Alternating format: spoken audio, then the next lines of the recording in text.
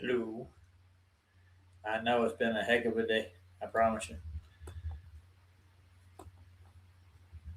But we're getting better all the time. I want you to see the smile on my face.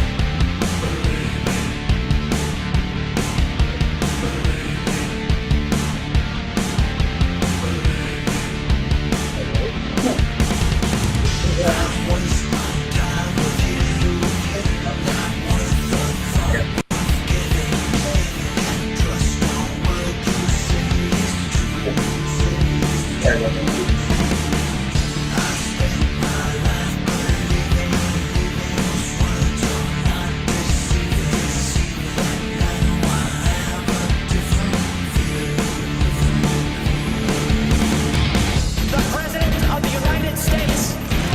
Stone Cold Crooked. The President of the United States. Corrupt and fake.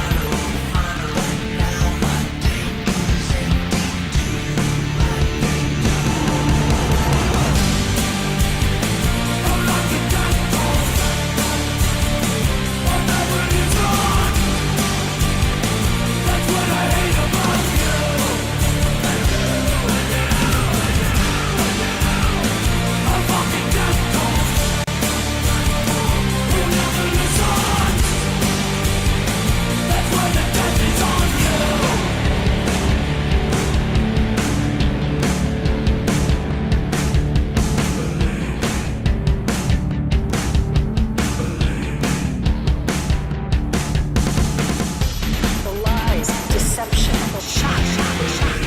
Stone Cold Crooked. The lies, deception, betrayal. Kiss my ass.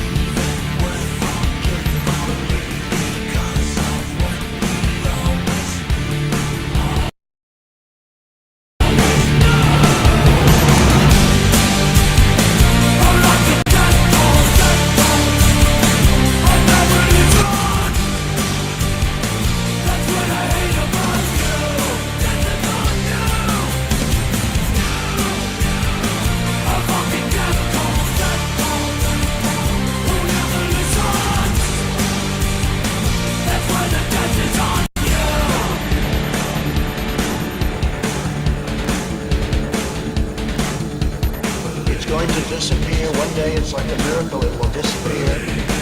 It's like the miracles. Magic only truly exists in one place, the human mind. None of this stuff is real, and none of it works.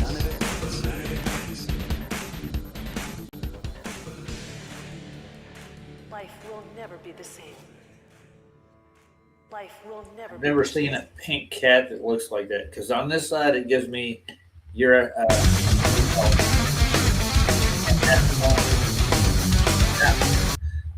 yeah, the little emoji, but it says it's a cat whistle, but it doesn't look like no cat. I've never seen a pink cat with a screaming face. I guess they consider that a cat.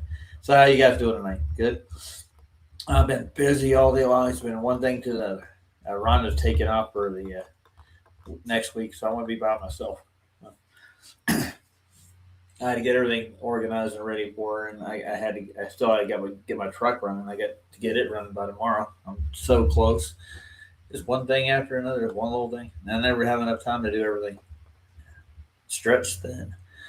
Not too bad. But tired. Yeah. I worked the early shift today. Swapped out the guy for today so I can get things done while it was daylight still. I never got everything never got everything done all the way yet. And it's a little bit frazzled. But I caught a good little video from JP Sears. You guys might like this. Yeah. I saved it to my downloads. So. Let's see if I can find it. I gotta turn it on again. I got the JP Series video here though. I just downloading all the ones I've gotten downloaded. I don't know. I didn't turn it off personally. I think YouTube's got a mind of its own sometimes. It just like all the probably 70 or 80 downloads I have in on YouTube. It just twink. Yeah, come late and stay long. Yeah, I will do that. One day, I might do that. This is a good little video. I thought it was. And JP won't mind if I play it for you guys very quick. And I'm going to dig into Snell's Law. And the one thing that the globe heads never take into account what actual Snell's Law and even Coriolis effect is, or all of the above. Man. It's just like they never take the one thing in mind. They think that they're already in it. But the laws actually only take effect if this certain thing happens, was like Snell's Law and Coriolis. But we'll get into that later. Let's watch JP Sears right now. I gotta get my head clear right quick and take a hit of this stuff right fast. So, and basically none of what they talk about is actually real. And there's no way to even test it. Yeah, it gets outside of reality to even propagate any of their claims. It's all done in your head. Don't panic about this. That's what they told me. I never really had panic about anything. You guys? It's still downloading. My Spark downloads. If you can see that. But I'm going to play this now. If I can get my hands on the play button. There she is. This is JP Sears. You know who he is. Flat earther, comedian, conspiracy theorist. All of the above. He's a mixture of everything. All around good guy. Yeah. Special. Very special. I hit play and finally listen. See, look at it. See, I hit it. This hantavirus is scary. You should start preparing for another pandemic. You might want to know, what does hantavirus mean? Well, let's see. In Hebrew, as used in Israel, hanta means scam, nonsense, lie, or something fake. Scam, huh? Sounds serious.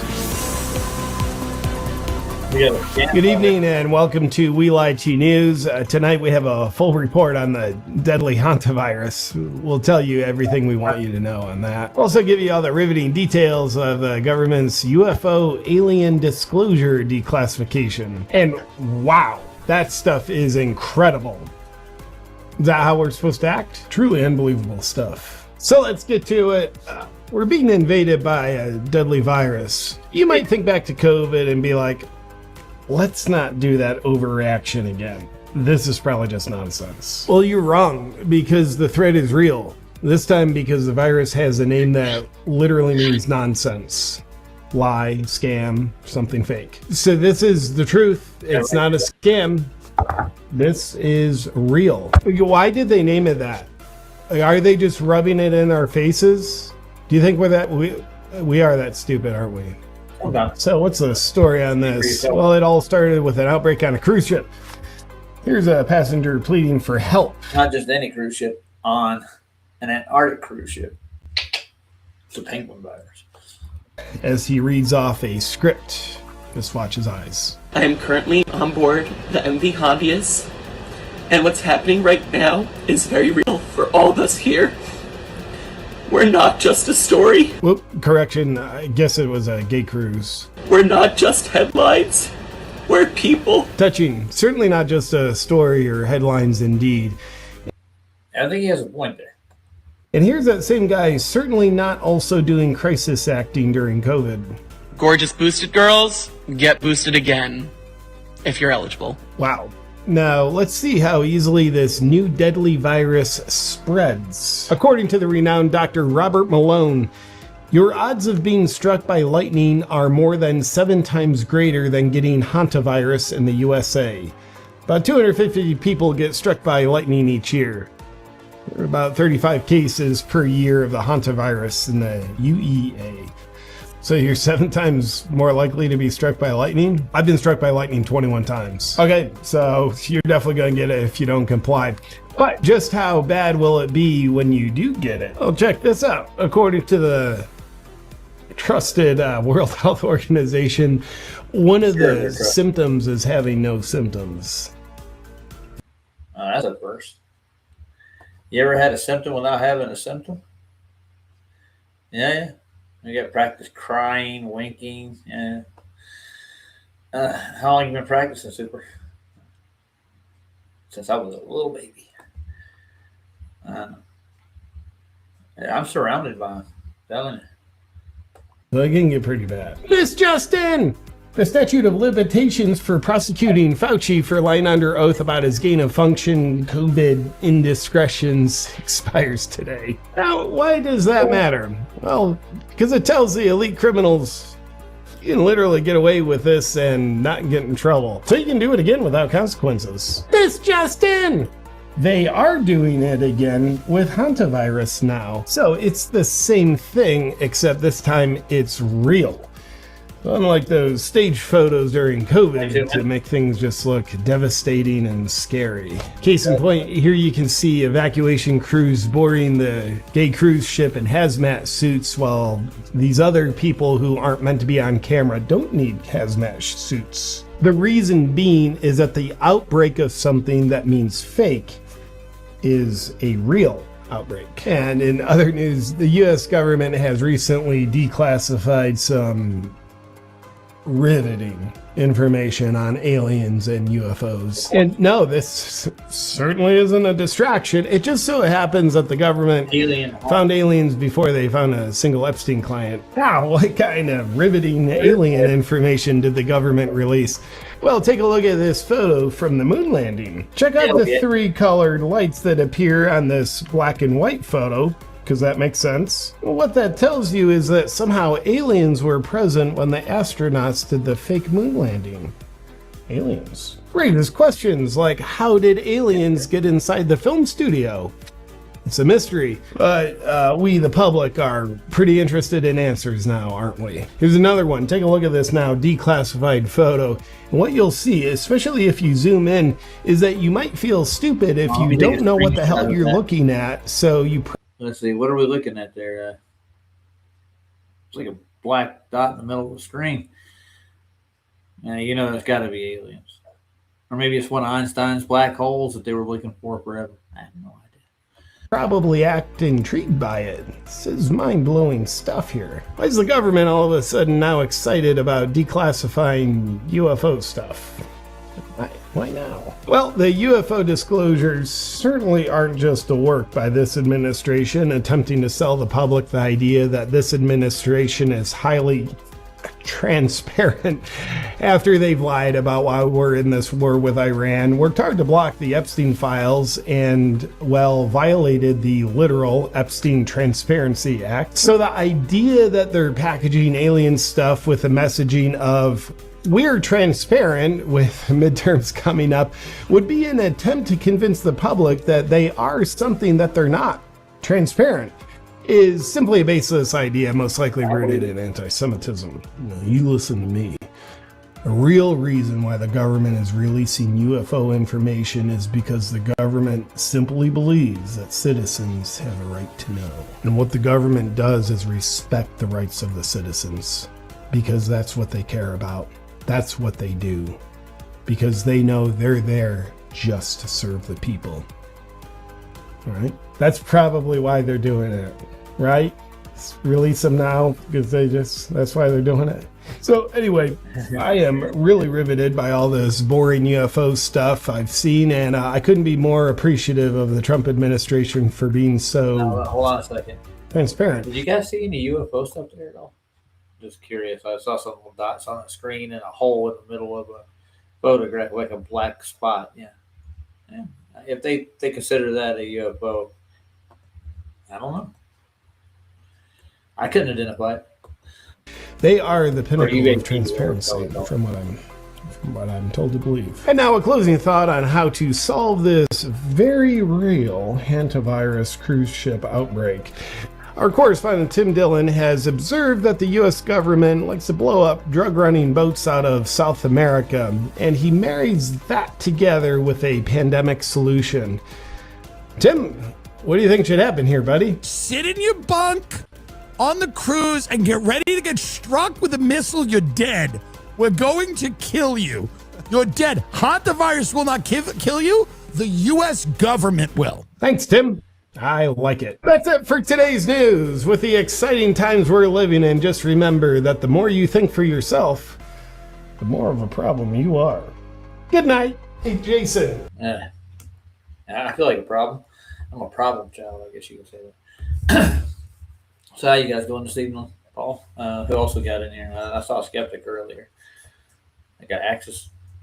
There's a guy named Roger Ledwell watching, Michael Ledwell too.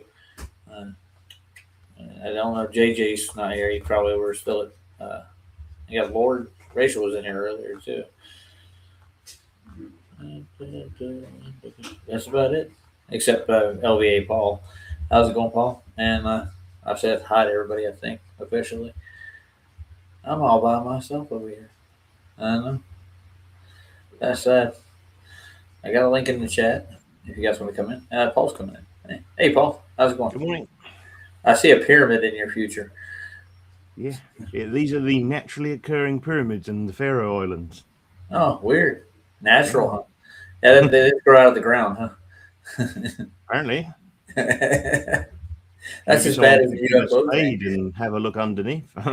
It looks pretty man-made to me, personally. I've never seen anything grow out of the ground in a pyramid shape, ever. And probably UNESCO have marked them as a World Heritage Site and no one's allowed to dig. Nobody's allowed to dig. Huh. Probably. Who set that rule? Well, and there's all those ones in Bosnia and Serbia, and both governments have agreed that no one can look at them because they're too precious. Oh, damn it. Well, There's at least, I don't know if there's like 100 of them in Serbia, but there is a lot. And they're very interesting. sounds like it's worth investigating at least. You know, I'm pretty sure somebody did it at some point in time, didn't they? How's my sound, Roger? Oh, you're good, man. I'm not bleeding back through. No, you're not. You got an echo on your side or anything?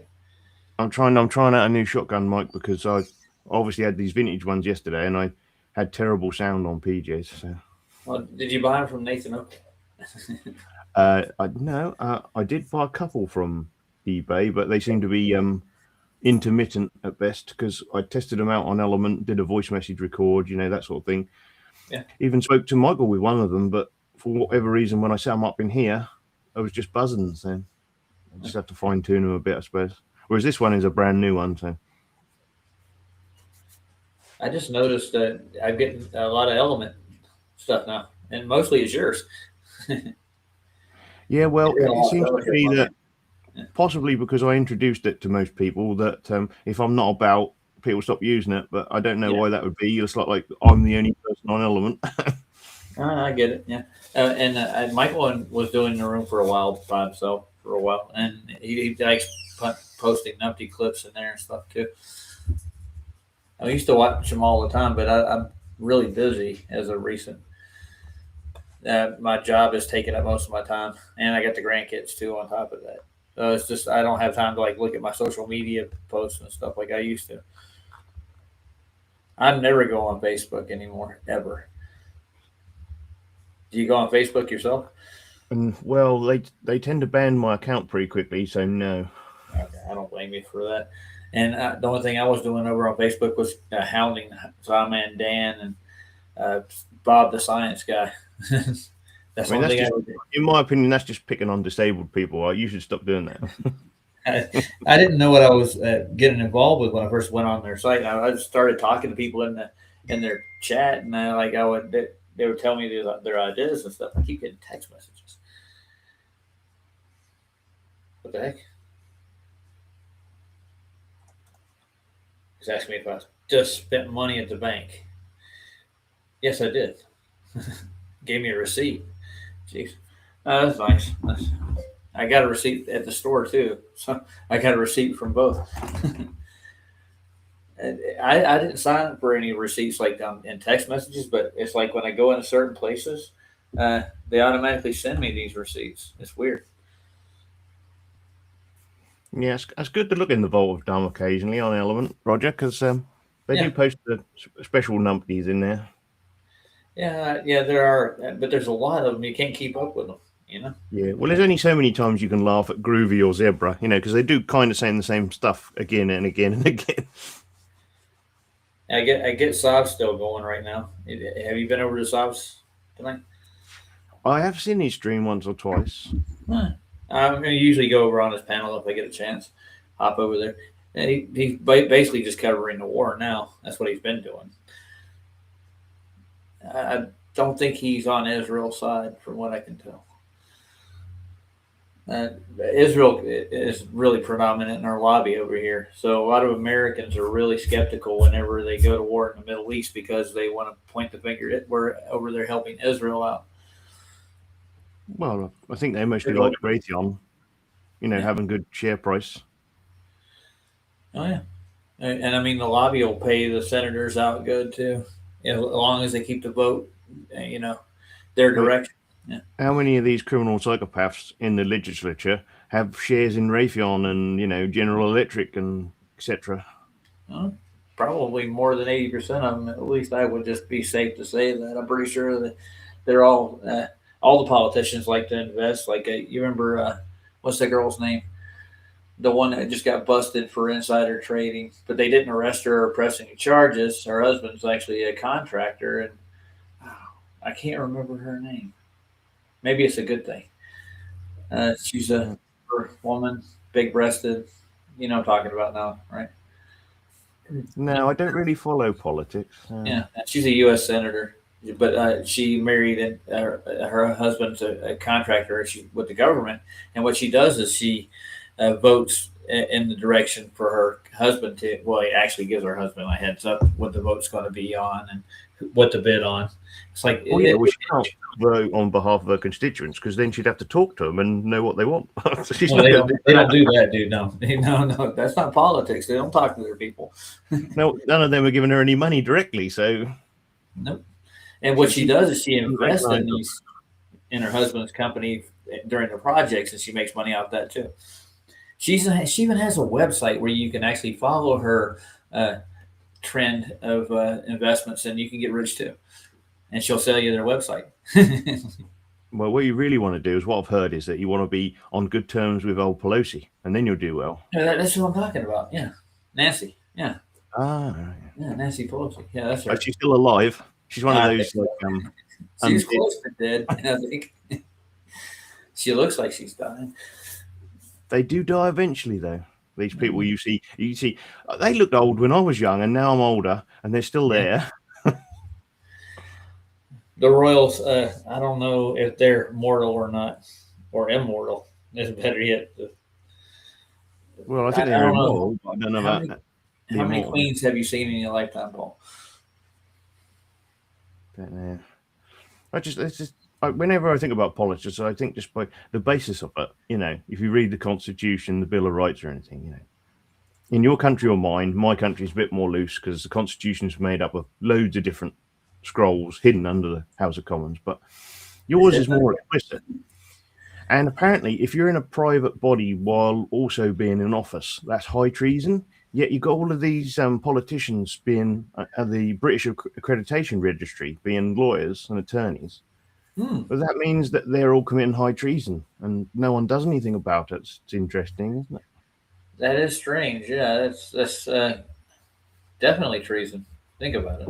If you're in the bar and you're also voting in even the Senate House, you're committing high treason. But that seems to be like, how many people are attorneys? Would you say third, half? In the Parliament? Yeah, it's not a special club, and I mean over here, I'd say it's probably 25% or something, but I haven't bothered to look. Wow, that's a lot. Yeah, I mean, our current prime minister, he used to be the director of public prosecutions, which is basically in charge of the prosecution service. You mean Stammer? Yeah, he was in charge of the whole thing, I believe, when Jimmy Savile was knocking around, and he had loads of reports from people, but they weren't important people. They were just people who saw him doing things that he shouldn't have been doing, and they just sort of like didn't do anything about that. And then I don't know if you ever heard about over here we have the Crown Post Office, which deals with the mail. Yeah, I get you. Yeah. Well, at least used to, and now it's really just a place for people to post things, and they can do their banking, that sort of stuff. So then they have all these little sites everywhere, these little stores called sub post offices, where you can go in to post stuff.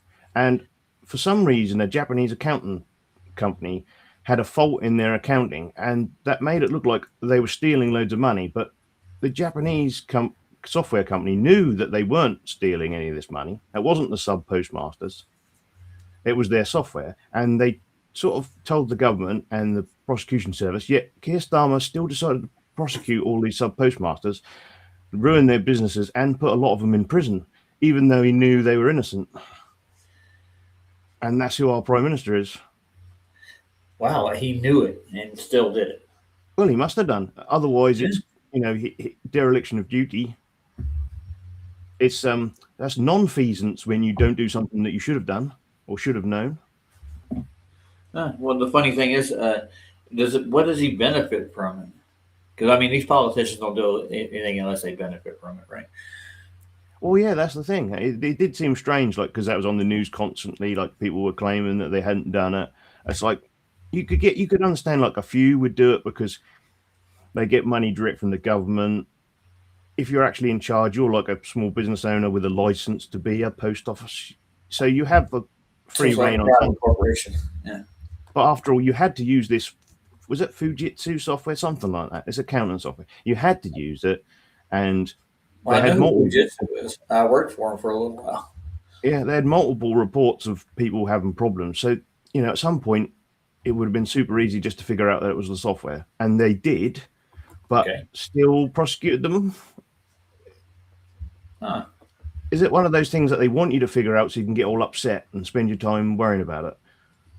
So I think it is. Like if they put it in the news, it's there for a spin. I think that's the way spin doctors work. They'll want to spin a story a certain way to get a reaction out of you. It's like you're a guinea pig almost, like the public. Like they walked, dozens of people around the Capitol building, your Capitol building, didn't they? Yeah. Well, at the same time, FBI in not very good camouflage did loads of damage in the same place. But while walking these people around the Capitol building, they also got them to commit loads of offences, apparently. I'm not really sure how you do that when it's a public building, and then they're still in prison, some of these people, are they? Or they've all been let out now? I don't know. I'm not really sure. I've heard about some of them might have been are out, but I think there's like one or two that were like Was more it in the something like public eye. aggravated criminal trespass or something, or is there something special that you do against the government? I think the federal has a different like uh, standard when it comes to like crimes like that. If you're committing, I mean, I had a friend who actually defaced Mount Rushmore once.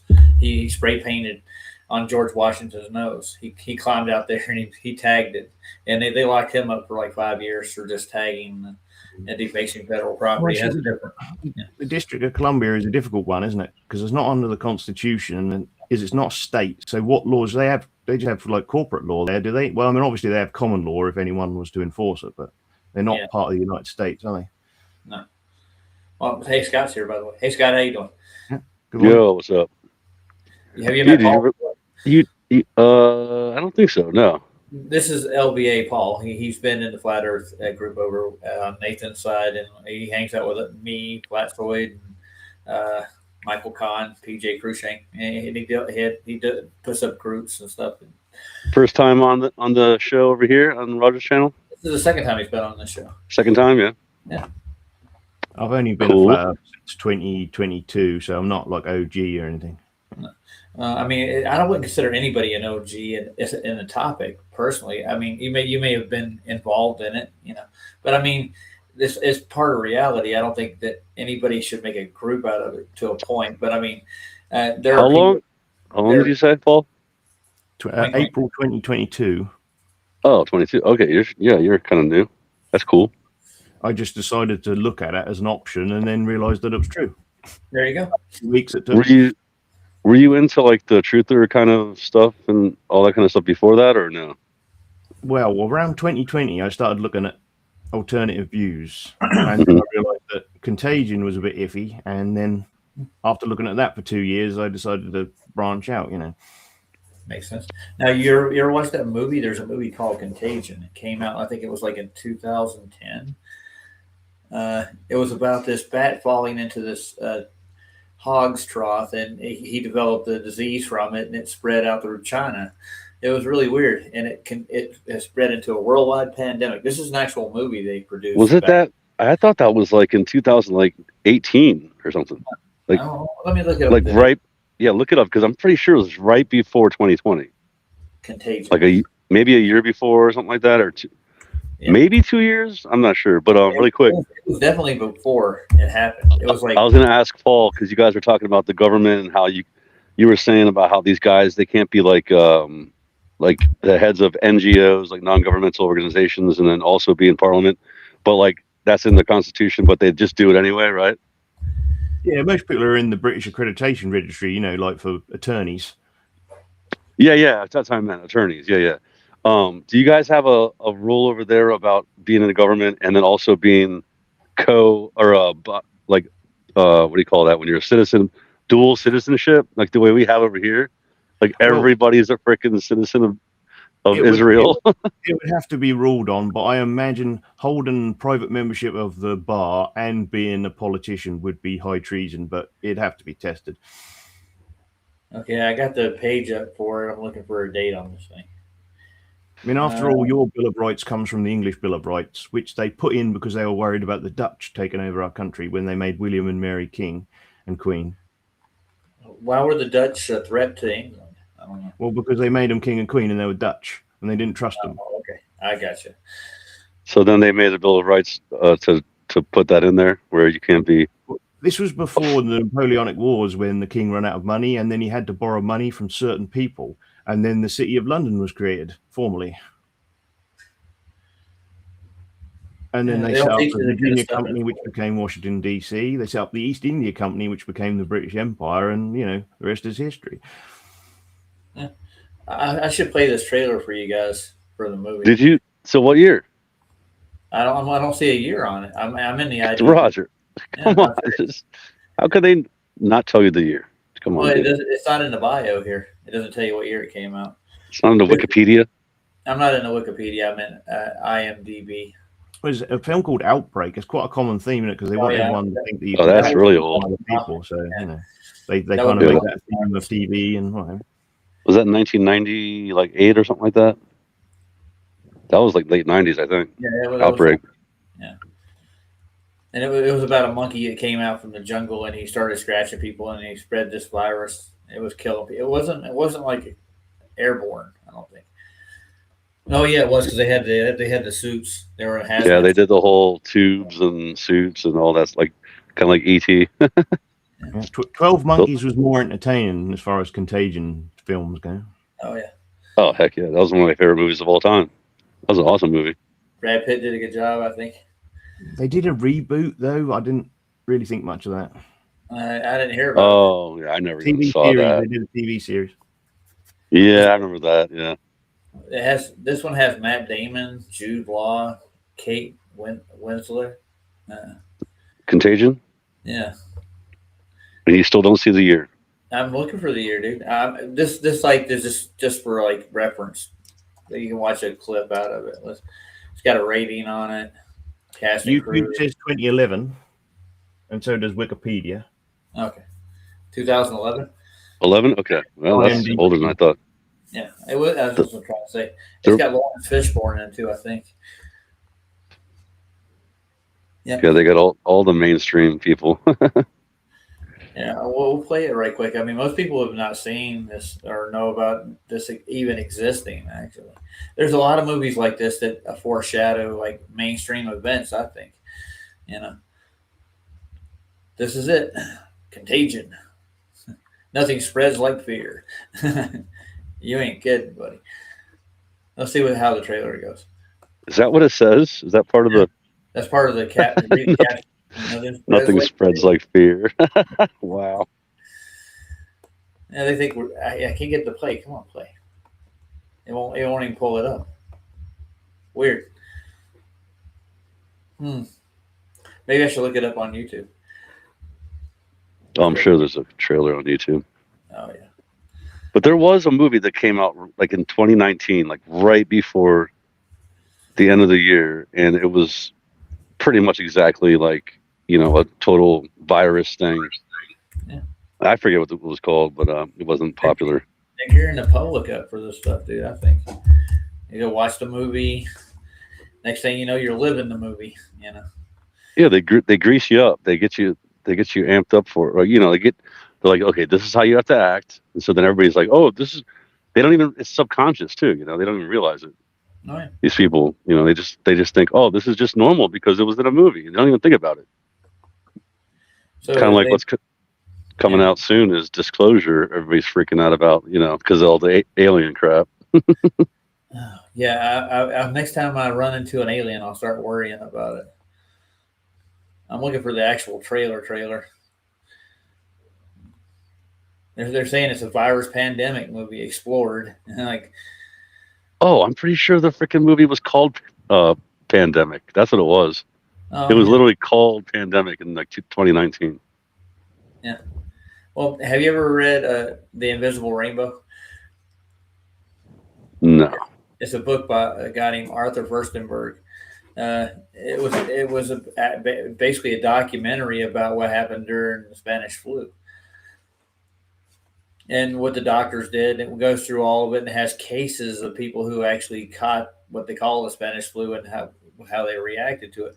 And what they determined at the end of the book that it wasn't caused by a virus. It was due to the inoculation shots that they sold over the counter as flu shots. People were getting violently ill. A lot of people panicked and went out and got the vaccine, you know, and everybody that got it got sick. They traced it all back to that. They got loads of sailors out of the brig. They put them in these huge sports halls they had made up of all the infirm. They had them coughing on people, sharing handkerchiefs, all this sort of stuff. Not one of those sailors, because they were fit and healthy young men, got sick. Yeah, makes sense. So it's not a contagion like we're going to watch here. Let's just check this out. It's due to the medical industry, I think. What they did is that they're before the war. I want to say this right quick. They planned out the war's time frame. I guess they thought it was going to last longer than this, so they made all these inoculations for the draftees that were going over to Europe to fight the war, and they had a whole bunch left over, so they just relabeled them flu shots and sold them over the counter. they get like dengue fever shots, and you're going to get really violently sick from it, and it was causing some people to die. So to cover it up, they said it was a pandemic. I think that's Well, the way they all had particles of mercury in them, so that's not healthy. As an adjuvant, though, it irritates the body, so it reacts to it. Because if you just put what they said was actually doing the work in there, the body doesn't react to it; it just gets rid of it. And this is What's this shit? And then gets rid of it. Yeah. And we're not doctors. This is not medical advice. We're just reviewing a movie trailer. I gotta put that disclaimer in there before I. It's a groundbreaking ceremony for a new factory. Did she mention seeing anyone who was sick? Anyone on a plane, the airport? No, she said she was jet lagged. The average person touches their face 3 to 5 times every waking minute. In between, we're touching doorknobs, water fountains, and each other. Beth. Mom? No, go up to your room, honey. So we have a virus with no treatment protocol and no vaccine at this time. You had a seizure this morning, Beth. She had a history of seizures, No. allergies. As of last night, there were 32 cases. Unfortunately, she did die. Did that look familiar, guys? Did you see what I saw floating past the screen? Mm-hmm. The red ball with tentacles on it. Yeah. Just saying, I wonder where they got the idea. He says, can I go talk to her? Mr. Amoff, your wife is dead. What are you talking about? What happened to her? What happened to her? Is there any way someone could weaponize the bird flu? Is that what we're looking at? Someone doesn't have to weaponize the bird flu. The birds are doing that. Watch this. It's transmission, so we just need to know which direction. On day 1, there were 2 people, and then 4, and then 16. In 3 months, it's 1 billion. That's where we're headed. They're calling out the National Guard. They're moving the president underground. People will panic. Get away! It will tip over. The truth is being kept from the world. Cook your samples, destroy everything. This September. Hello. I need you to get me the names of everyone who serviced this room. It's an emergency. You can't panic now. I know. I'm gonna get you home. I got people too, Dr. Cheever. We all do. Don't talk to anyone. Don't touch anyone. Stay away from other people.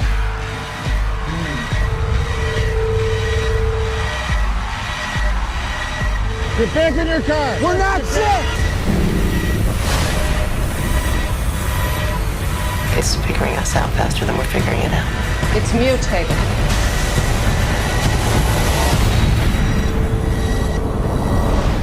I'm going to get my tickets today. I'm telling you. Yeah, that's the important part. Keep away from other people. Yeah, the social distancing. Don't talk to people. Separate them, divide them, and then you can incarcerate them and figure them out. Oh, the government never does anything like that at all. Yeah, that was just a parody of what just happened. That's all. Or foreshadowing. That's a better way to put it, isn't it? It did happen. 10 years later, all of a sudden, where next thing you know, you got to stand 6 feet apart. You can't. You got to wear a mask inside of a store. They're screaming at you. I'm going to call the police if you don't put your mask on. I had a guy do that. I went to a Panda Express, and there was like 6 people. They were all gathered at the door. We're all just sitting there looking at the menu. We're all like standing shoulder to shoulder. And the manager comes out like, get 6 feet apart now. And I didn't have a mask on. He's like, if you're going to stay in here, you're going to wear a mask. I'm like, am I? And I looked at everybody else. Nobody else was. And I'm like, you going to make all of us wear a mask? He let that go. Panda Express was the first place that I got yelled at during that thing. Dude, that's funny. Yeah, I was at Panda Express, and I was like, well, how about this? And I put my shirt over my face, and he's like, no, you can't do that. I'm like, are you serious? That was the first time I, had that happen. It was weird. Yeah, you need a Right at special the beginning. piece of blue thin cloth which they wear so they don't get spattered with blood when they're doing operations, and that is its only purpose. It's not a respirator. Yeah, those kind of masks are not meant for tiny viruses, flying viruses. through the air. That's going to kill you within a You would week's have to time. be wearing like the ones that painters use. You know what I'm saying? Like those real deal with the double little canisters on them. Breathers, That's yeah. what you would use. So, have you guys heard of pickle beer yet? Anybody? Pickle beer? Yeah. I remember Bold Rock. This company, this cider company, made pickle beer. It's like a pickle cider, actually. That's probably better than what I'm about to look at, but they have a pickle beer. Check it out. If I can get to Got to be better than ranch dressing soda or whatever. Yeah. Ranch dressing soda. I'm the only John Wayne left in this town, and I saddle up my Oh well, that says it all right there. Has it got vinegar powder and dill in it or something? Probably, yeah. Really gross. Yeah. Well, it's Pat Blue Ribbon. No, man, I hate my God. It's PBR pickle flavored. I had to get off that for a second. Yeah. These things for people who don't like beer. Yeah, I guess so. That's what they do. Yeah, it's exactly. It's Hey, like if you don't like beer, you might like this. Get the barbecue chip flavored beer. Yeah, to go with your pickle beer. I mean, years ago, people used to just brew it because that was one way of cleaning up water, etc.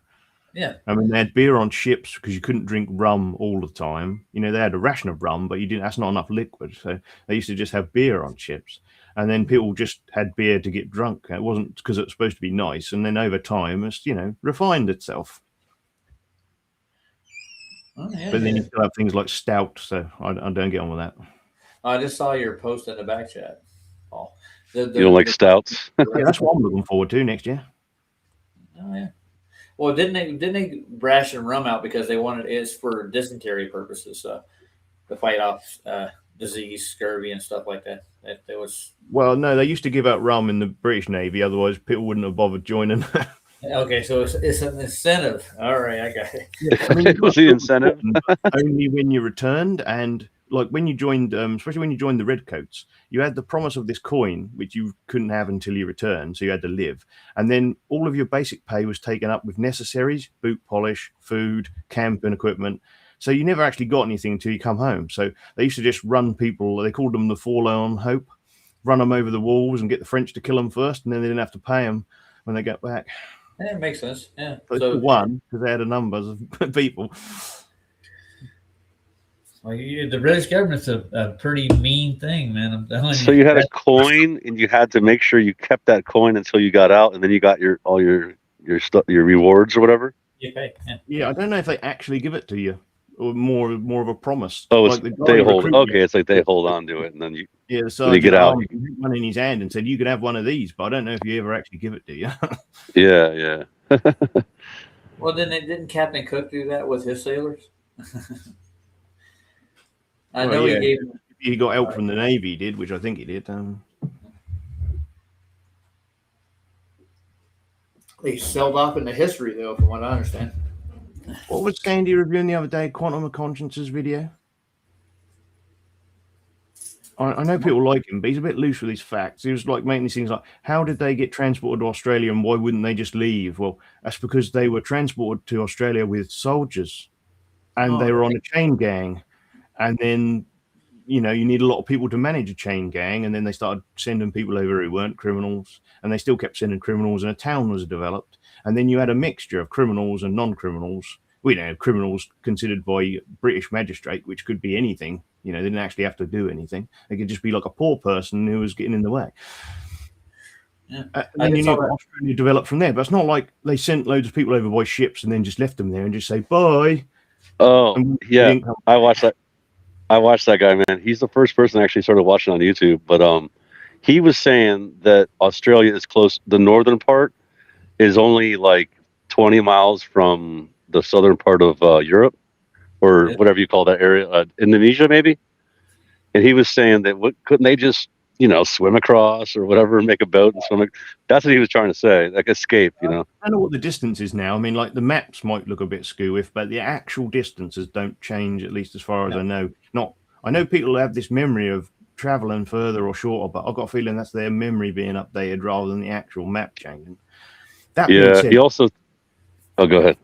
Gibraltar is a peninsula. I was going to say Gibraltar. Yeah, I was going to say that's another one that's attached, and people thought that it was not attached, right? Yeah, well, it's called the Rock of Gibraltar because it's an island. Well, it was. Well, now it's not, right? So, you know, the documentary you put in the back, Paul, right quick. The Resurrection of Christ is documentary. The Road to Resurrection. You wanted to take a look at that, by chance? Well, I just wondered if you'd watched it because I thought it was quite good. So, how long is this documentary? That's 20 minutes. That's not bad. No. We can take a look at it if you guys are up for it. Anybody? Any objections? Doesn't it say 2027? Yeah. Oh, it's the making of it. The making of. Okay. It's not the actual movie. Didn't they put out a new movie about Michael Jackson too? I wanted to go look at that thing. That looks interesting. I've seen the commercials for it. I don't know. All the kids, like the young generation, they're all watching. They're talking about it. So I'm like, okay, I should go watch this now. It was going to be good because apparently they cut off before he started to go real mental and have his nose done and all that other stuff that happened at his ranch and that. So they sort of cut it off at a good point, apparently, if you're a fan. I'm not really. My brother was a big fan when he was growing up. He actually got the first Thriller 5-inch or 7-inch, and he had a collection of Michael Jackson memorabilia. He had a Thriller jacket, and he wore one glove all the time. He did this like during his mid school. Well, I've got it in 1080 if you want to watch it, or I can just send you the site I got it from. It's pretty reliable. But you need a VPN so you can get a free one added to Chrome. It's called Urban VPN, and that normally lets you watch anything. Yeah, I have a VPN now. So I gotta have antivirus. They gave me a VPN with it. Right. I don't need antivirus because I'm on Ubuntu. So. Oh, nice. I'm on a makeshift Windows. It's like a mixture. We trimmed out a lot of the guts out of this one. I forgot what's the name of the other program that he referred it to. This was actually Barbara's, Joe's daughter. I don't know if you know Barbara, LBA Paul. You probably haven't heard of her. No. She helped me set this PC up. She helped me get the channel started too. So. And her son set up the software in this laptop, so it's a lot easier than just a regular Windows program. I'm trying to remember the name of the other program he called it. Well, I mean, Windows could make Windows good, but they don't want to. No, they won't. And they want to add that crap in there, so you have to go download all your updates, make sure that you get all the extras to go with it. It clutters up your memory and makes it run slow. Well, Sandy was talking about these TVs from Walmart, these Vizios. Yeah. Are they Android TVs, do you reckon? I don't know. I have one. It's not a Vizio, but it's my son-in-law. I call him my brother-in-law. He has a Vizio, but it actually wore out within a year. It just went to crap. It's not that good of a television. Because if it's Android based because it was made by a Linux group, so it's open source, then someone will hack that and get Walmart. They'll be able to de-Walmart your Vizio soon enough. Oh, nice.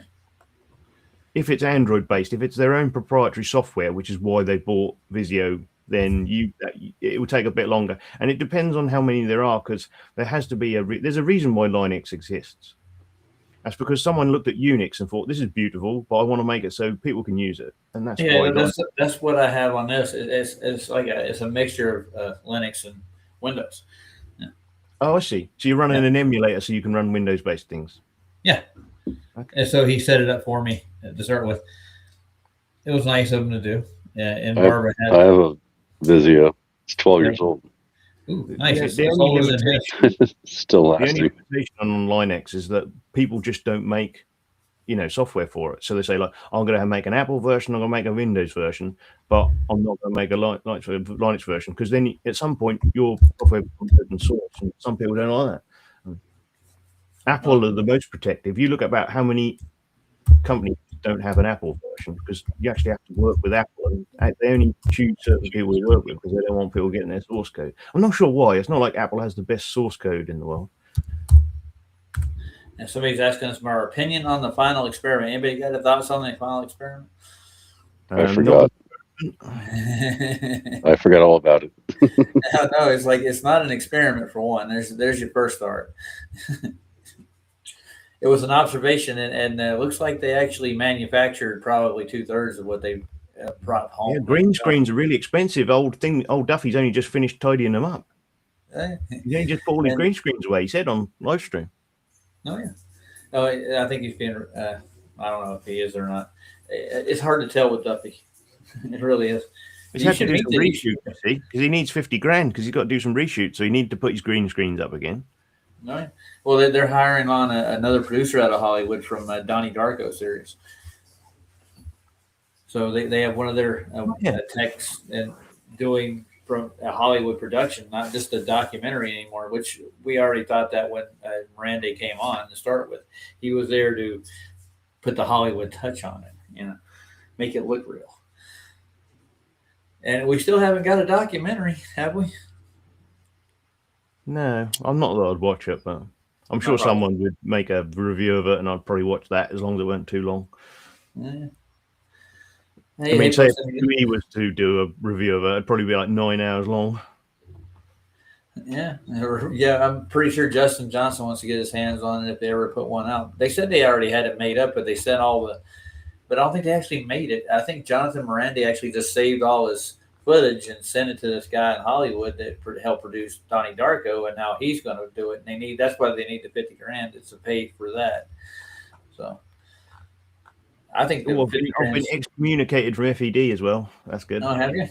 I've been told never to return. I'm not really sure that the little imp is in charge of that, but that's what he's told me. Told you that? Oh no. The little Italian imp. Yeah, we have one of those. Little Caesar, you might say. Ungrateful shit, if you don't mind me saying. Your opinion is your opinion. But I mean, he didn't show a lot of gratitude when we tried to help him out. So yeah, I have to agree with you on that. And one word from a certain Bible you, and we were no longer friends anymore. But as it turned out, because he never spoke to me anymore, he never came on Element. That's weird. I mean, on Teams. That's a hell of a friendship there. And she's not even about at the moment. Not for a while. No, she ain't been in there anyway. I think I've got a feeling that she's fallen out with a lot of people over the years and caused a lot of trouble. Yeah, I talked to a couple people about her and just about what happened to her. She was kind of jaded to a point with the data industry she was working in. She felt like that the world kind of owed her something. So she's kind of bitter about that. Beyond that, I've watched her Bible streams. She did some decent ones, from what I remember. Yeah, her streams about the Mandela effect were somewhat iffy, though. However, I didn't watch any of those. Sorry. Well, to find them, you'd go to His Word Is Truth channel, and when we did that, I don't know if it was like the first or second thing we did, because we were going to go do this His Word Is Truth channel with Paula on board. Makes sense. Because of her knowledge. And she's got a good grip on what. She's done her own translation of the entire New Testament, so she has knowledge. Yeah. But she couldn't deal with the fact that we knew Mandela was real, or whatever I'd like to call it dynamic reality, to be honest, rather than Mandela. That doesn't make any sense. Yeah, there's a lot of them that don't, and I mean, there's even like some of the Star Wars one are actually been verified to be like, even James Earl Jones actually did a reading where he says, "Luke, I am your father," but yet if you go back and watch the film, it doesn't say that. But it's in the script. I don't understand that Bee Gees song, "How Deep Is Your Love," where they say, "I really mean to learn," or something like that. That's changed to now. You've got the other Gibb brother singing his version in the way everyone remembers it. It's weird, ain't it? Yeah. You It's can't explain weird how it doesn't all change, but I think that's part of the plan. So if it's part of an evil entity's plan to cause a great deception, then having rhyme or reason to it and a plan and logic wouldn't be very helpful to that plan, would it? So it's just a bit random to upset people, and it seems to be focused on, well, at least in some part, on people who read the Bible, because there's a lot of that. I think possibly the first thing that started changing would have been Scripture, but I don't know how long it's been going on. Me neither. I mean, I heard a little bit about it even when I was younger, like when I was a kid, especially with like the Lord's Prayer and stuff, because I think that's happened not Yeah, in the but 80s. before TV, say, and online, it's a lot harder to verify changes because you'd need to meet up with a very small handful of people across the world without that sort of communication. So maybe it's always happened to a point. But I don't know if it's true, but I think once you know about it and you're open to it, I don't think you get updated as much anymore. I don't know if you're totally immune to it. I see what you're saying too. Now I'm becoming a secret agent according to Mr. Koresh out here in the audience. I just want to say hi to everybody else that came in. Ken Rotman, and let's see who else came in. Some guy, new kid that I've never seen before, is in here asking questions about the final experiment. What was his name? Well, someone asked if it was an update from Jaren, and he's still an asshole. There you go. That's unless he repents. Have you seen his streams about God and the Bible? I've watched one of them, and I had to turn it off, man. I can't do it. If he doesn't want to read it, he doesn't have to. But I don't know why people have to make stuff like that. He didn't like people that worships Yahweh, is what I remember the title of the one that I started watching, and like I watched a lot of trimmed out clips of him and the wife talking about praying to Satan. When Jesus opens up the ground in a new and interesting way to kill a whole bunch of people, it's not because he's a psychopath. It's because those people were damned, and he was using them to make a point, to prove that Moses was a prophet of the law. Mm-hmm. He made use of sinners. That's not a bad thing.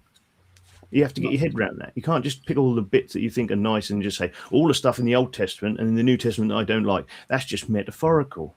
Yeah. Yeah, no, that's not how it works. They tell you when there's a metaphor and when there's a parable because it's called the parables and things like that.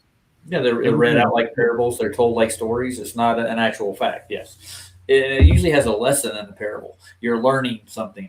You're learning a moral. You're learning a value. You're learning how to live. Yeah, I mean, it's a bit like Enoch. I mean, he was taken in a dream vision to stuff that would happen in the future that he couldn't possibly have known, so then he could write about things. Like names of mountains, Mount Sinai and things like that. You couldn't have possibly known. Yet it's still true because you can't travel through time. But however, God can show you what's going to happen at the end of all things because he is outside of our rules. Yeah. And that's what I don't get about the Unitarians is that they can't get their head around the fact that God could have abilities that are outside of our abilities, you know. I mean, it's like he's not restricted to being one person. That's not difficult.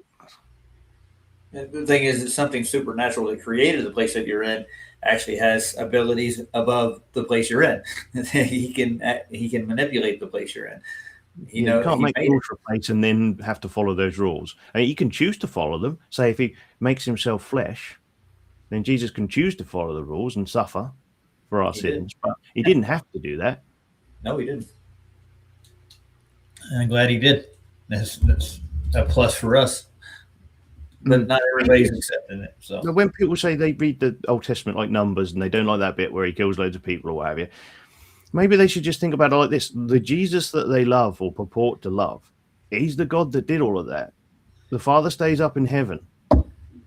Yeah. The Holy Spirit guides people spiritually. But when someone communicates with God or God does something on earth, it's Jesus, always. Yeah, makes sense. Because that's why he's called the Word, because he's the person that talks to us. Well, and the Holy Spirit guides us to him. Yeah, he sent the Holy Spirit to guide us through the world. And the world will change. And he's going to make sure of that. I don't know when, and nobody does. and then the people that go around claiming I would like to study more where the Holy Spirit is in every single book, because I'm sure he is. But he's in a lot of them, man. We were going through some of those on Keith's show the other day. We were just going through the Old Testament looking for the Holy Spirit's mentioned. Because he's dealing with the Muslims and trying to show the Trinity to them, and they'll even say that Christianity doesn't claim a Trinity, and they'll get mad about it. They're all cherry picking of the Torah. True. Anyways, I want to get back on topic real quick. Do you know what Snell's Law is, Mr. Paul? Yes. Do you have to have isotropic media? Yeah, you actually have to half of light if there is one. Yeah, you actually have to have an incident angle in order for it to actually occur. Snell's Law actually goes back. What, those things measured from flat planes? Oh yeah, they were. Yeah, I'm going to look into like kind of into refraction. Refraction is not really a thing that I can. Snell's law is actually an occurrence more than refraction is. Refraction is based on what Snell's law is. They kind of bent the law, if you mind the pun. You get it? Yeah, well, they definitely used the term refraction, which is Oh, yeah. only denoted in Snell's law and no other way.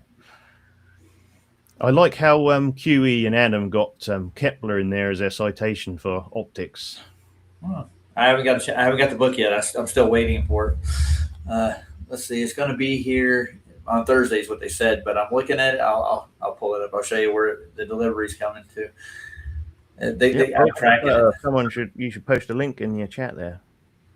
I'll post a link for it. Amazon's where I got it. So. Yeah, well, it's the only place you can get it, because the thing with Amazon is that although they charge a lot of money, which means you have to sell the book for a lot of money, they're not making a lot of money out of this, I can assure you, because basically when you buy one, I don't know if they print 50 per location or something, per country, and then they just hand them out. So they are really printing them to order in that sense. Yeah.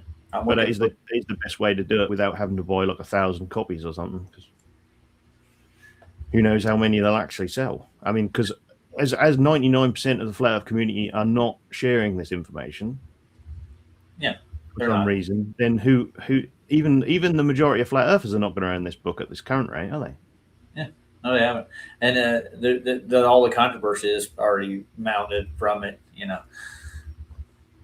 within the community. Now, I'm not saying within people are just getting it all over the place here and there.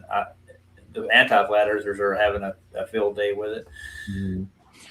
Yeah, well, you know what it's like. Some people who follow us and pretend to be flat earthers are really just here for stirring the pot. And so it hasn't been shipped yet. I got it ordered. You can see right here, and it's supposed to be shipped. It's just a hair from being shipped, so it's probably at the warehouse by now, I hope. But I've been looking at this all day long, and it's this. I ordered it 2 days ago, and it said it's going to be delivered on Thursday, but I don't think it's going to happen. Probably Friday before I get it. I'll pop a link in for people to order it too. Yeah, I mean, you can get the Kindle for $9.99, but I like to have paperback. So. Yeah, I don't like Kindle. I don't have a Kindle. I've looked at a couple of them. I mean, it's a book, but I mean, it's digital. I mean, you could easily get lose it that way, I think. Yeah, I haven't looked at Amazon's terms because I wouldn't consider publishing a book through them, but I don't know if you make it the manuscript exclusive to them for a certain period of time. I mean, if that is the case, then we might have to wait. But it'd be better if you could just make this available for download and paperback from anyone, because I'm sure a few people would stock it. They just put it in the curios and aliens section, wouldn't they? Yeah. Oh yeah. I don't think it can stop people from publishing, from stocking. It's still a conspiracy theory to a lot of folks. I think no way they would lie about the Earth. Interesting stuff is. It is. I'm looking for the link for this Amazon. They would mock Christianity as a conspiracy theory if they could get away with it. Yeah, they would. Oh, these are atheists, man. We're really dealing with people who don't like an idea of God or anything like it. I think it's definitely ordained by Satan. So, I mean, they don't want you to believe in God. Well, they don't like the idea of rivers of fire for all eternity and that sort of thing. Yeah, that's ugly, isn't it? I guess I can just share this link for this page, so you can get on Amazon through there. Yeah, well, you just need / the B number, because sometimes Amazon adds a lot of stuff to the end, but you really just need the / the B number, and that will take you straight to it. Yeah. I've got the link straight to this Amazon page. I'll just put it in there. That's a big link. Wow. Oh, Rhonda's getting ready. She's leaving tomorrow, right, hon? Yeah. Yeah. She's taking a trip to St. Louis, so she's No, packing. Jefferson City. Oh, Jefferson City. They don't know where that is. It's a place in Missouri. My daughter lives there. She's going to go visit her. It's the capital of Missouri. Financial or political capital, because they tend to change.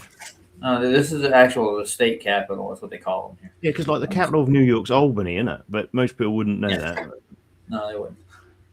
I learned the capitals when I was in school. I don't know why I did. Not all of them, but most of them. So yeah, I always want to look at actual what Snell's law is compared to what they call refraction, and they actually separate them in these documentaries. They'll show you what Snell's law is and the cosines for it, but then again, they go off on a tangent, you might say, with refraction. Like it occurs everywhere. It's like Snell's law on a micro scale. I don't see how that would make the Earth curve. Would you, Paul? No. And if they've got 7/6R in there, that they'd need to measure the R, but if everything's always refracted, then they wouldn't be able to measure said R, would they? Yeah, you kind of have to get outside of like the atmo, any environment. There was no atmo day when they measured the R, and then every day after that, the R comes in. So it's pretty much a worthless endeavor, but I mean, they claim it is, and they say it flattens the Earth out too. I've heard a lot of their claims like that. Well, how does that flatten the Earth out if you're adding refraction with a 7/6R radius? How does that flatten things out? It doesn't. It's just flat, anyways. They're just looking for another excuse to argue the point that they have a radius value, and that's one thing I went through, like I think 10 different episodes, just looking at all the things that debunk the said radius of the Earth. You know. Yeah. I mean, if you take the whole Earth as actually surveyed, it's flatter than the record. Yeah, but they don't look at it like that. They that's why they add the spherical geometry, basically calculus in there, and they add their Haversine and cosine formulas, which incorporate the R value in it too, right? I don't know. If you could live on a ball, say, I mean, if there was the natural force of down of solid things and liquids. If we lived on a big ball, everyone would have to live at the top, where they could build some sort of houses, but they still wouldn't be very good houses because everything would be slightly sloping away. And so it would probably be like 1 or 2 stories, and you wouldn't be able to build any bridges or tunnels or anything because you just wouldn't be able to mark from horizontal, because there wouldn't be a horizontal. It'd be totally mental. That would be an engineering nightmare, Paul. It'd be like those computer games when they tried to introduce a curved surface. And they made everyone sick, and now all games are flat again. Oh, good. Yeah, I wonder why. Because you're not used to living on a curved surface. That's Everywhere weird. you go, you're moving downwards. That's just real weird. Yeah, I kind of like Shank the Globe. He had a good explanation for what they call gravity. Have you ever looked into the permanent magnet they used to consider the Earth was the cause for the downward bias, and actually even the opposite effect with the permanent magnets actually push water and gases around. The magnetic field does. You can actually take a heavy magnet and push a tube of water around. We actually demonstrated that. So I mean, that may be a better cause and effect for like motion on the Earth. I mean, there are forces that, and gravity isn't one of them. They're natural forces. The trouble is the magnetic field is like super weak. Yeah. But I mean, it's stronger than gravity. Well, yeah, because gravity doesn't exist. Oh, don't tell them that, man. It's that downward bias that causes everything to fall. And that's all four versions of them as well. It's a downward bias. I mean, pretty much like, so if you pick up a rock and then it returns to your feet, you know why, don't you? You interfered with it, and it's just gone back to where it was. Say hi to my other half over here. Her name's Rhonda. Say hi, Rhonda. Hi. This is Paul. Say good morning. Well, it's probably too early for that. Yeah, it's early where you are. What part of England are you in? Suffolk. Very flat. Suffolk. Yeah, I've heard. The Netherlands, Suffolk. Yeah, I've never been over on the European side. I've been over the North American continent, but Canada, Mexico, a couple other. That's as far as I've gone traveling wise. I've been across the country several times, but I've never left our actual United States. I went to Canada and Mexico. Oh, yeah. Besides Canada and Mexico. You went to Canada? Yeah. When I was younger. She's been to Canada more than I have. Yeah. No. Yeah. Just when I was 15. Okay. Once is enough. Yeah. Sorry. Well, there's a lot to explore. There's no reason to leave America. Yeah, it's a big country compared to your country. I think. How many Englands can you fit in America? Well, you could probably fit, I don't know, 500 in Texas. Wow. That just shows you it's really a small place comparatively, but it has more impact like surveying's accurate and everything, but when it comes to wiki articles on the square miles of any place, I'm not sure it's totally accurate, because I've tried to work out how big Texas is with people and what they claim how big it is and then how big it actually is. If you were to add up all of the known areas, I don't know if they've actually done that, is my point. All of the surveyed areas, have they added it all up, or have they just said what they want you to know? I'm not really sure. I haven't looked into surveying in the state side. I've looked at like surveys in your part of the world. Actually, with Nathan, he's actually went through this ordnance surveying with certain areas, and I've looked into some of the experiments that they did with geodetics, with the geodetic surveying, and I haven't seen the whole lot of it. But they claim that is very detailed, and it's got a long history. They even surveyed a lot of India while I've seen the Indian survey. Company was trying to occupy it. It would be really surveying's got to be a hard career, to be honest with you. And mapping too, for that matter. Well, I suppose you could consider it monotonous, but at least you're outside. Although I suppose it depends on whether it's pissing with rain or not. Yeah, that'd be probably a bit healthier job than what I do. I work inside all day long. So, yeah, Michael Kahn did that for a bit as an assistant to a surveyor. Lugging all the stuff about. He worked for the train too. Didn't he work for the surveying for the? Yeah, you get to know how flat the earth is when you walk up and down the railroad tracks every day. Oh, yeah. Well, they can only have a 2% incline or decline. Yeah, you definitely know if you were going over a curve, wouldn't you? On a flat rail. Matter of fact, they have to put special precautions in there, brakes and stuff, to climb hills. Yeah, I used to think we were especially cheap on things, because we were once supposedly a great empire, and now we're cheapening out on, construction. But then you look at places like Japan, all of the stuff they built quickly after the war, a lot of that's all flaking and falling down. The concrete's having to be blown up because it's all got rotten iron in it and what have you. And then there was that rail disaster with that chemical leak somewhere in America. Can't remember exactly where. Was it Pennsylvania? I think it was somewhere. I saw those railroad lines. Who owns those? That rich guy, Buffett. Is it? Okay. They look like curly whirlies. those tracks could have been changed years ago. They're terrible. No wonder they got derailed. Yeah, they don't maintain them enough, do they? I mean, nobody uses the train like they used to. It warps in the sun, in the cold. Yeah. So you just need to keep changing it. They do maintain the northern rail systems a lot better than they do the southern rail systems in the states. The southern states are pretty much poor comparatively. So back in the cotton days when they were manufacturing cotton in the South and shipping it out, they would maintain the rail lines a lot better than they used to. Yeah, well, the east of England, Suffolk's quite like that because we're considered close to London, so we don't need any help. But there's lots of areas where I am that are probably as poor as the north is considered. You either have to go work in London or you have to settle for a lot less money if you work around here. Yeah. If you're in a metropolitan area and you ride the local trains, right? I mean, they maintain those more than they do like commercial rails where they ship stuff as it goes. When I was younger, everybody rode the train to work and stuff. When I was a kid growing up, even in smaller towns, it was the means to get around. It was the way to go. Ride the train. Streetcars, they had those too. You still got to have there are some private lines over here, but because of the size of England, there really is only one rail network. There's lots of lines, but pretty much freight and passengers use the same tracks all the time.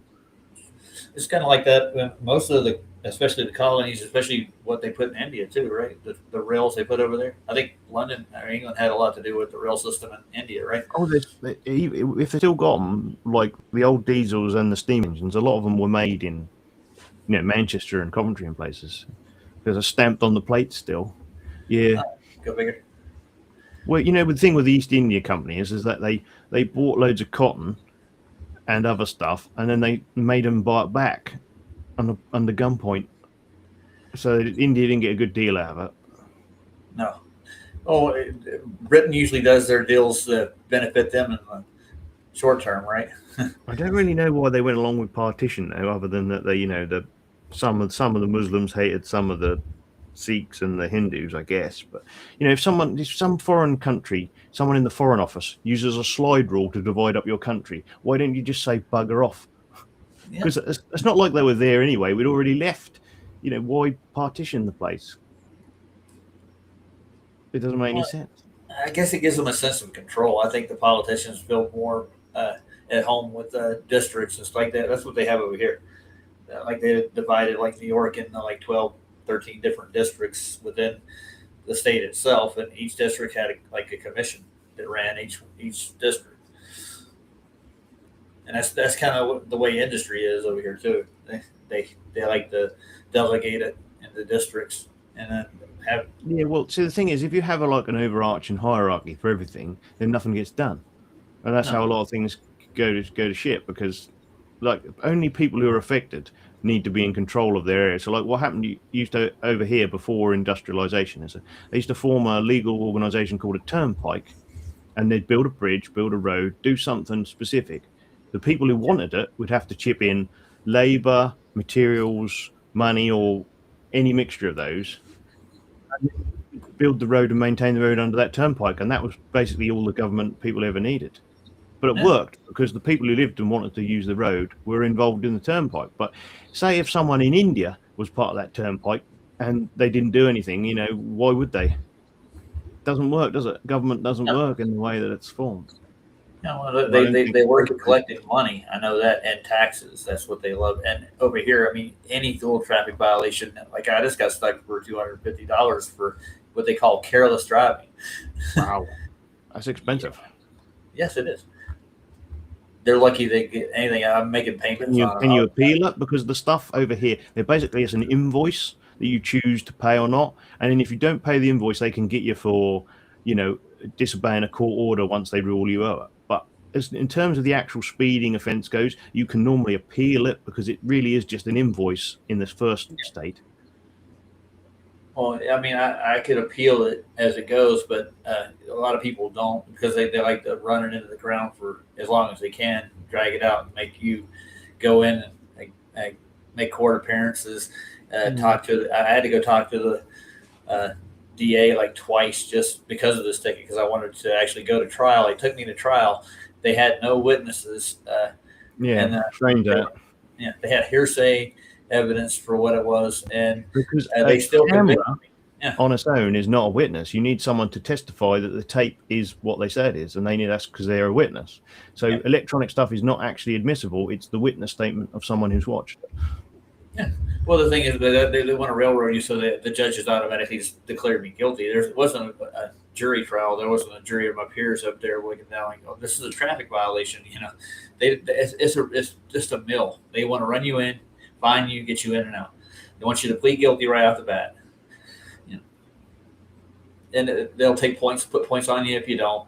And they'll make it hard on you, make your insurance rate go up. It's all about money with this system over here, especially when it comes to traffic. It's under commercial law, from what I understand, right? Yeah, well, I mean, you have to, like with anything, if you're taken to a non-jury trial, you're entitled to a jury trial. But what they're trying to do over here is that make it so even criminal offences, you won't have a jury. And they'll only reserve juries for murder and serious assaults type thing. And well, that's still not fair anyway. You slice it, there's no justice involved in that at all. Well, no, because like in both sides of the pond, there's no grand jury anymore because the grand juries they say they hold are private, aren't they? So they're not actually formed by the local community. No, and actually, Brian at Sobson, he wants to start doing grand juries over here stateside. He's read into it, so he wants people to form their own grand juries and investigate people. And yeah, you really need a local sheriff or two to be on side with you though, because they are the common law. Yeah. Judge there really of whether to prosecute someone or not. They normally look to a sheriff because he's normally elected by the local people, is he not? Normally, yeah. So he has a standing in that sense. Yeah. Well, it's still politics when you get down to like the local sheriffs being elected. You might say they have to campaign like everybody else, and they got to get everybody on their side so that they have basically the pull of the people. But I mean, I don't even see that anymore. It's just Just like Well, imagine if you're the sheriff of Los Angeles, you're not very busy, are you? No. Actually, I had an uncle who actually was part of the sheriff's department in Orange County. He died a suspicious death. Strange that. I don't know. I wonder what he's involved with. Apparently, double and triple rainbows are quite common now, but yeah, I see a double one here, don't you? Almost. Yeah, this guy's going to show us what refraction is that they don't teach you about in school. That's basically what he's going on about. You interested, Paul? Yeah, sure. Yeah, I like rainbows. They're an interesting topic. A lot of people have opinions on them. I don't think this is going to give me a strike neither. It's just a normie doing a video. Maybe. I don't know. You don't want to play. So pretty. The other day, my son asked me why rainbows are curved. And I could have given him a simple explanation, but instead I made this video. With beautiful demonstrations I've never seen before. This is the perspective of a rainbow from a single raindrop. And the best animations ever created on the subject. Because I promise you, almost every explanation out there Double rainbow is an oversimplification. No, I think they complicate it too much here, from what I'm hearing so far. You're like, that's a simple explanation for a rainbow. Well, I don't think anything in nature is simple necessarily, but I'm pretty sure he's going to go off on a modern tangent about raindrops causing rainbows. Well, they do have multiple presuppositions when it comes to light, because like people will say, like officially, it is actually a particle, and then anyone still referring it to a wave is really just, part of a religion, and they want everyone else to believe them. But light is put down as a wave function, which is probability distribution. It's a way to detail it, but it doesn't make it the pattern. It's still like radio waves. I mean, they'll say they're waves, won't they? But they're not actually waves. They behave like light. They spread out in all directions. Yeah, they from a center point. Yeah. But I mean, the cause of the arc of the rainbow is what I'm looking at. That's what I know he's going to try to somehow worm in his heliocentric belief. I'm pretty sure he has one. Yeah, well, they are a big channel, aren't they? So they're going to be mainstreamy. Yeah. For example, if raindrops spread white light into colors like a prism, then why do you never see a rainbow when looking in the direction of the sun? That's a good question. Or why is it darker above a rainbow than under it? How can you make a rainbow disappear with sunglasses? What's going on here? Why is this rainbow so much smaller than usual? And how did this phenomenon directly lead to a Nobel Prize? Oh yeah, we're going deep on this one because the full explanation is so much more satisfying than anything you've seen before. We're gonna get into it. To make a rainbow, you need three things: raindrops, the sun, and you, an observer. Okay, this is one of those experiments that seems so simple, but I've never seen anyone do it before. I have a glass sphere, and that represents my raindrop. Because as we've learned in previous videos, raindrops, of course, are essentially spherically shaped. Just preparing the particulate so that I can see the laser beams. Over here, I have a laser. I got a question for you, Paul. When in nature have you seen a raindrop falling upward? Well, so I think, and I know, like when you got bubbles in water, say they look round, but when it comes to raindrops, I mean, they're just sort of like, they don't really have a shape, do they? No. They're accrediting the rainbow to the shape of the water droplets in the air, which I seriously doubt that's the reason they're shaped like they are. Well, it's just about balls, you see, Roger. They're obsessed with balls. No, yeah. Well, he's got a ball on the table. Yeah. Here we go. And that laser beam represents a ray from the sun. Rays of light from the sun reach a raindrop essentially parallel to each other because the sun is so far away. Oh, there's the explanation. Yeah. The sun is so far away. It's coming in parallel, all the light is. So, yeah, this is definitely the mainstream explanation for it. Good gravy. I think I know where we're going to go with all this. They do like their reification and all forms of firm and the consequent, all that stuff. It's their favorite. No, if they would do real, I don't know, natural experiments. There's only one thing to do in nature. I mean, you can't manipulate nature. You can change Hmm. things in nature to get a variable My out of it. independent variable is the sun. Right. I'm just going to go manipulate that. Oh, wait a minute. There's a problem. That's a big problem. Okay. All right. We'll unscrew it from its light bulb socket. Hold on. It'll go dark for everybody. When light strikes the sphere, some of it reflects back off the front surface, and some is transmitted into the sphere. Then at the back, again, some of the light reflects off the back surface, and some is transmitted. Every time light goes from one medium... Oh, that's where Snell's law comes in, doesn't it? It's an instant angle. Are they allowed to recognize that? I hope so. It's going to change direction of the light. To another, some of it will be reflected and some transmitted. And exactly how much depends on the angle of the light, its polarization, and the nature of the two media. This is actually helpful here because I can use the reflections to make sure the laser is lined up properly. I think I've got this red laser lined up so it's hitting the middle of the sphere and it's reflecting here, but some of the light goes through and some of the light reflects at the back surface and then some of the light goes through to the wall. Now I'm going to keep the laser horizontal and move it up the sphere. So let's call the distance from the central axis the impact parameter. As I move the laser up, the reflection off the front surface goes up. It's just bouncing off that curved surface. And I can tell you, this is a simple, boring reflection. Nothing interesting happens with it. It's not involved in rainbows, so it's there, but... What were you saying, Paul? If the sun is a laser now, when did we establish that? I didn't know. I didn't mean either. So it's a concentrated parallel light beam. Yeah. And when does it hit the sphere? That's what I want to know. I don't think it ever... They didn't make the sphere out of a raindrop either, so that's not a good test. I know. I think in a previous episode, what they did, they had a fan blowing rain or water upward and let it fall, blow it, and it would form almost a sphere-like shape. But there's nothing in nature that does that. There's 2 strikes against them already. With the sun, the actual shape of a raindrop, and now we're playing with lasers and claiming that all light's parallel. So this is not a conclusion of a rainbow. But we're basically going to ignore it for the rest of the video.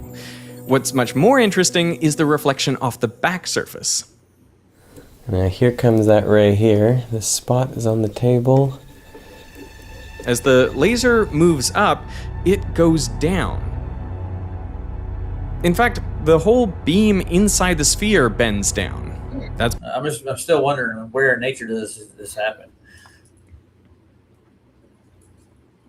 Nowhere. Well, perhaps they'll get to it at some point. Yeah, somehow, I don't know. We had a better explanation for rainbows, I think. Just saying. Because as the light enters the sphere, it slows down, and so it refracts. There's that word. But why does light slow down when it enters a dense medium like glass? Well, I think a lot of people can tell you that light is an electromagnetic wave. And it's subject to the medium that it's in, just like everything else. You won't tell me that it's an electromagnetic wave because that doesn't make any sense. No, it doesn't. That would need a medium to wave through, wouldn't it? Yeah. No, we're not getting into ether, are we? Oh, no. We might be. Because the mainstream have got one for it, haven't they? They call it quantum foam or something, don't they? That's just ether. Yeah. Well, they had to replace the so-called theory of ether with something else to appease the masses. It's something to talk about, I guess. But, I mean, can you prove it, Paul? Yes, either that or some other reification, isn't it? Yeah. Well, I mean, ether or the bending of space-time. What else do you want to call it? Oh, yeah, they have to make a whole new dimension for their nonsense, don't they? Oh, I forgot about that. Fourth one somewhere where you can observe all this stuff happening outside of the natural world. Yeah. I think Einstein invented that, didn't he? I just remember he had crazy hair and he stuck his tongue out once. Yeah, I've seen that happen. I heard he wore women's shoes too, painted his toenail. And his own maths equation can't have 2 bodies in it. That's a bit of a problem. Yeah. But he did come up with the idea of spooky action at a distance. Well, yeah, that sounds fun. I know. I was one of them, and Tesla's like, I don't believe in such shit. Like, okay. And I think Einstein admired Tesla from a distance, you know.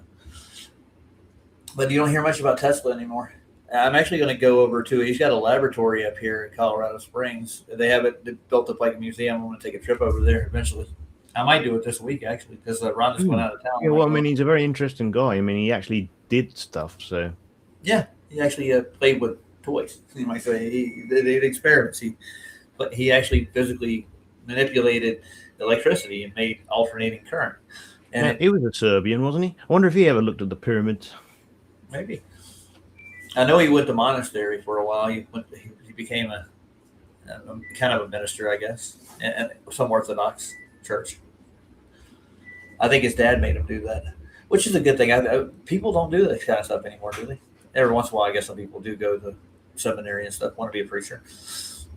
Yeah, but the seminaries are not really about teaching you to become a pastor, are they? So then, no, they're all about all the catches and how you can. I don't know. It's kind of a political thing now. I think the more I look at it, like some of the churches here are very left, you might say. Even the Orthodox churches over here, they're preaching the rainbow unification thing, and they're all for the LGBTQ movement. They actually embrace it. I think some of the well, I mean, if they're not teaching exegesis, hermeneutics, and therefore Bible literalism, yeah, you might as well be in the world. You know, the same idea. Yeah, it's political. I'm pretty sure. Without really thinking about what that means. You know the electric field around a charged balloon that pulls on your hair or makes it stick to a wall? All right, we're way out in left field. Here we go. It's magnetics and rainbows.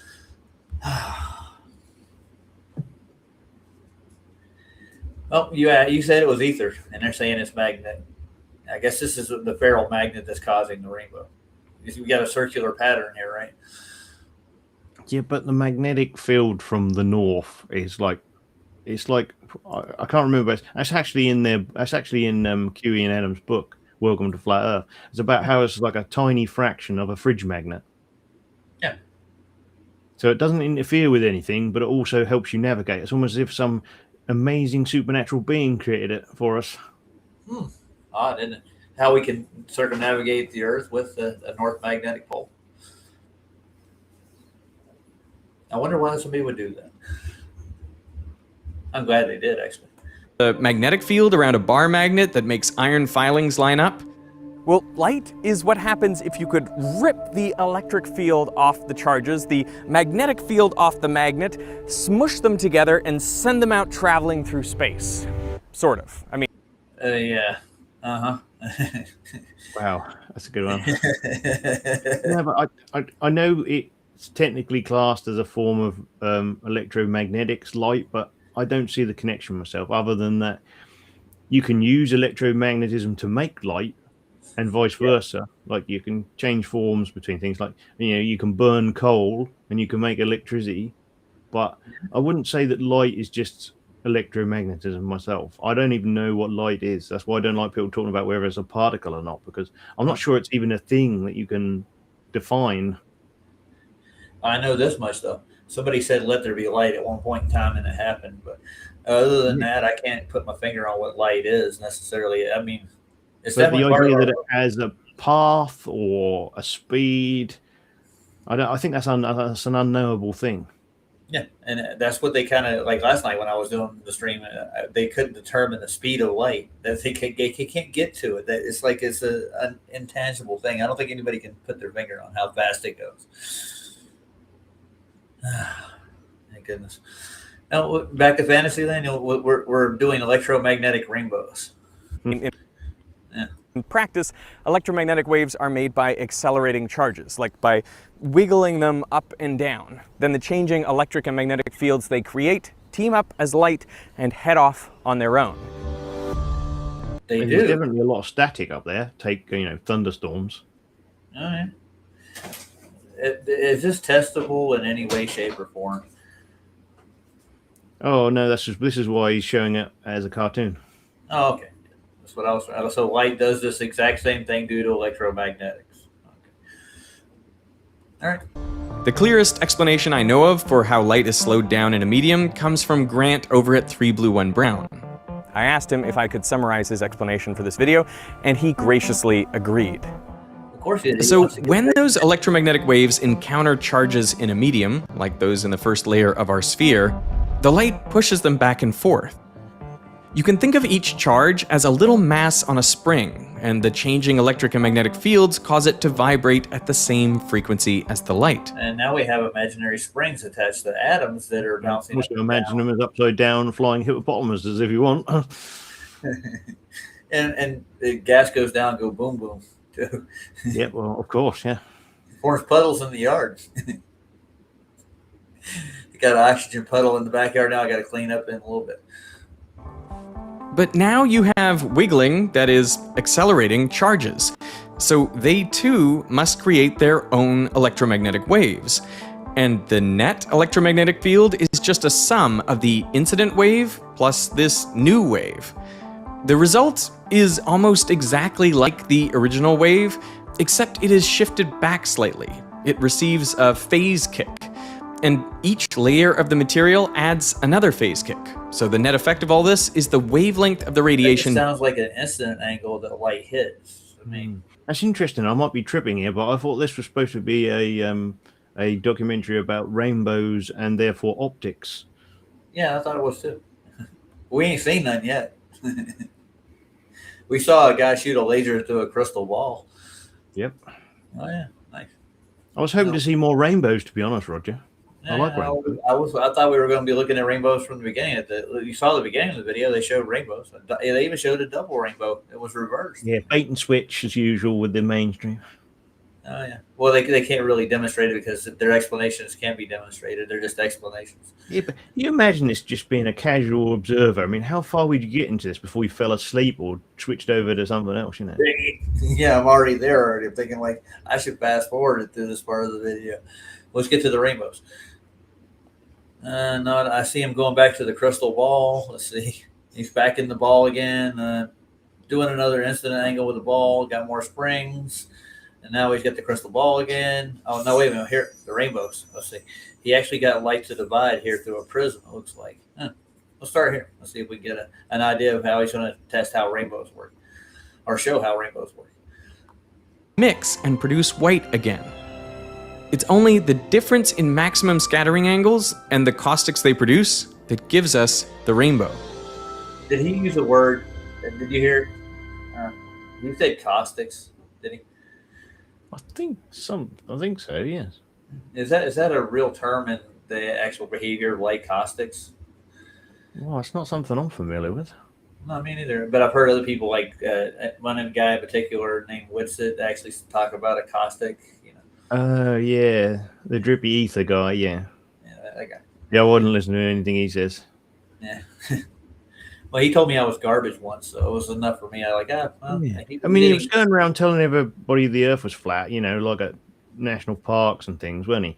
And then he didn't really have any detail when he couldn't prove it to anyone, but at least he was shouting that. And then he got like arrested, and then after that, he sort of went quiet for a bit, and then he went on TFE. So that's interesting, isn't it? Yeah. Yeah. Sound like he's on maybe a little grift of some kind. Could be. He looks weird without his beard. He does. And what he's talking about now is like portals and stuff and how people are traveling through time. I would like to see that too. Well, I mean, there definitely are portals, you know, in the heavens, but they ain't traveling through time with them. No. Yeah, the ether's a weird thing. So now we know what happens along a single radius of the sphere. So what happens if we uniformly illuminate the whole sphere with white light? Here we go. Well, I blacked out my window and cut a hole just big enough for afternoon sunlight to cover the sphere. You can see there's a circle of... So he needs a prism to create a rainbow indoors. Wow, imagine. He had to go for a ball, didn't he? Yeah, I know. Well, he gives it that full... He's the local fortune teller as well, so he had one on hand. the medium down the street's going to come read his palm later. Tell him his fortune. You got to watch out for those familiars, though. They're not good. Yeah. White light coming from the... Say again? Divination is not cool. Don't do it. No. See Deuteronomy. People don't believe it's real, but I mean, I've seen witness to it myself. Yeah, well, I mean, if you can connect to undead creatures, you know, that have lived for thousands of years, they're going to have some knowledge. It's just you don't want to learn it. No. Because of the cost. They want something in return, obviously. They don't have a stake in the mortal world. So. Reflections off the back of the sphere. And then around it, there's a ring of rainbow colors. Ooh, rainbow. Come on. How did he do that? One raindrop creates a... Now, what raindrop is he talking about again? He said one raindrop. Well, I mean, he started off with the premise that it's a sphere, a tiny sphere of water, and then he didn't demonstrate that in any way, and then just sort of went on from there. Yeah, they're doing it. They're begging the question, if you want to call it that. Look, the raindrop is a sphere. Everything in the vacuum is a sphere. Yeah, that's basically what he's saying. You get it, though, right? It is definitely heliocentric in nature. A cone of light. The inside is all white, and the ring around the outside is colored. This is the perspective of a rainbow from a single raindrop. All these different light rays coming in at different places reflect back off the front surface and the back surface, and that reflection off the back surface reaches a maximum angle. And for blue... So what he's saying, I'm just going to sum it up, I think the best way is that raindrops, because they're spherical, supposedly in nature, cause rainbows. Yeah, I don't know. I mean, is he going to go anywhere with this, or is he just going to carry on repeating the same diatribe? No, I think he's doing the same diatribe. Let me go scan through this thing a little bit further. Let's see. Yeah, he's back still with the sphere. He's got little spheres now. Let's see. And it's cartoon. It's not even a demonstration. Same thing with the laser again. This looks like he created a rainbow, but it looks like it's cartoonish. No, that's definitely not an actual rainbow. There's a rainbow next to a waterfall because of the waterfall there. Yeah, it's arcing, and the sun's above it. It's obviously causing the light to go through the dome this way. So, yeah, there's a prism causing that.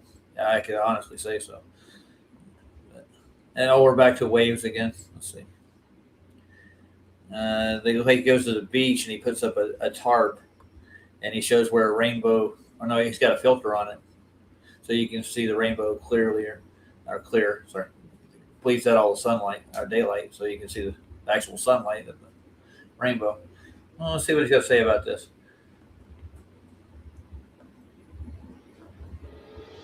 But why is it brighter under a rainbow than above it? Well, this is because the raindrops beneath the rainbow are reflecting all colors of light at you off their back surfaces. This is what created the white disk in my glass sphere experiment. In contrast, the raindrops above the top of the rainbow are not reflecting any light to you off their back surfaces. Your eye is now outside the maximum deflection angle of all of the colors. But if you look up even further, sometimes you see a second, fainter rainbow with its colors inverted. Double rainbow! So where does this come from? Well, it comes from an additional reflection inside the raindrops. Now, instead of reflecting once off the inside of the sphere, light reflects twice. These reflections... The whole thing's flawed because of this now. So, saying that the raindrop's a solid sphere and it's reflecting light like that. I think the rainbow is actually projected from the prism of the dome. But, I can't go up there and cut a piece out for you. He goes into light bands after that. Let's see what he's got to say about that. Then it turns around and goes back the other way. So between 42 and 50 degrees, it is dark because no light reflected once or twice inside a raindrop comes out at this angle. This is known as Alexander's dark band. I've never heard Now, of it. there is photographic evidence of third and fourth order rainbows formed after 3 or 4 internal reflections. But this light comes out the back of a raindrop. So they are the only kinds of rainbows that you could expect to see when looking in the direction of the sun. But they're so faint that conditions would have to be perfect. Under lab conditions, up to 200th order rainbows have been detected. But that is not what is going on here. This is known as a supernumerary rainbow. Multiple rainbow-like bands show up under a primary rainbow. But this only occurs when the raindrops are all really small, just tenths of a millimeter in diameter. Now the light rays that pass just above and below the primary rainbow ray end up coming out at similar angles under 40 degrees, but they travel slightly different distances on the order of a wavelength. And because of this, those light rays can interfere constructively and destructively, producing a series of light and dark bands inside the main rainbow. Different colors in these supernumerary rainbows overlap more than in the main rainbow, so they can produce strange colors like magenta, a combination of blue and red. Have you ever seen supernumeraries? No. No, I mean, this is all reification and just so story so far. Yeah, I mean, I'm pretty sure that the reflective surface of the water that you actually see the rainbow on, it would divide up if the water droplets are actually smaller. Yeah, that's just what happens. That has nothing to do with the shape of the rainbow or its color. No, I'm pretty sure the rainbow arcs away from you because of perspective. Yeah. And that's just pretty much it, because I've never seen the start or the end of a rainbow, have you? I've never seen a rainbow touch the ground, no. Unless you're a leprechaun. Yeah, I mean, that's what people are looking for, aren't they? The end of the rainbow. Yeah. There's a pot of gold under there. All right. Oh, goodness. Here we go. Let's see what else they got to say. Also offer a clue to how these small rainbows work. Whenever I saw images like this, or even observed this sort of thing from an airplane, I wondered how a rainbow could be so small. It's called distance, dude. Things shrink. These are known as glories or Brockenbows. Instead of the usual 42 degrees, these circles of color are only around 2 to 4 degrees wide. Well, the key is that just like in supernumeraries, glories are due to interference, so they too require tiny water droplets, just tenths of a millimeter in diameter. These are the sorts of droplets you'd find in fog or clouds. Light that strikes the edge of the drop can go around the back and come straight back at the source. You can see that with the laser on the glass sphere. But effectively, in the presence of parallel light rays, tiny little droplets become a ring source of light. Second problem. Yeah, those naturally occurring parallel light rays we always see. Yeah. I didn't know that. Yeah. And the only thing I'd say about gases, when they talk about gases, like every element, including gases, is a convention. The periodic table by Mendeleev was a convention for chemistry reactions. Yeah. No element exists in nature. It's always a combination of stuff, like earth. Like you get iron, but from the earth, it doesn't exist as iron on its own. So when it comes to gases, there isn't any naturally occurring hydrogen or helium knocking about. They make them from gas. Yeah. So the idea that they're all up there in the upper air and they make changes to things, that's all presupposition there, I'm afraid, because no one's been up there to check.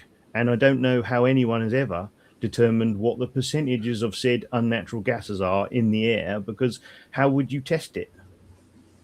Yeah, there's no way to do it. You can only scrub the air itself and get certain. I mean, they only describe air as little bouncy balls to show children how air behaves with Brownian motion. That doesn't mean the air is made up of tiny little bouncy balls. No, they're not. No. I mean, you can't see it. You just know it's there. I mean, if you couldn't feel it, it just wouldn't exist, would it, really, to you? No. But you can feel air. It's definitely a tangible thing, and the gases that are in it. They do move around, but the demonstrations aren't exactly what you're seeing. You know what I'm saying?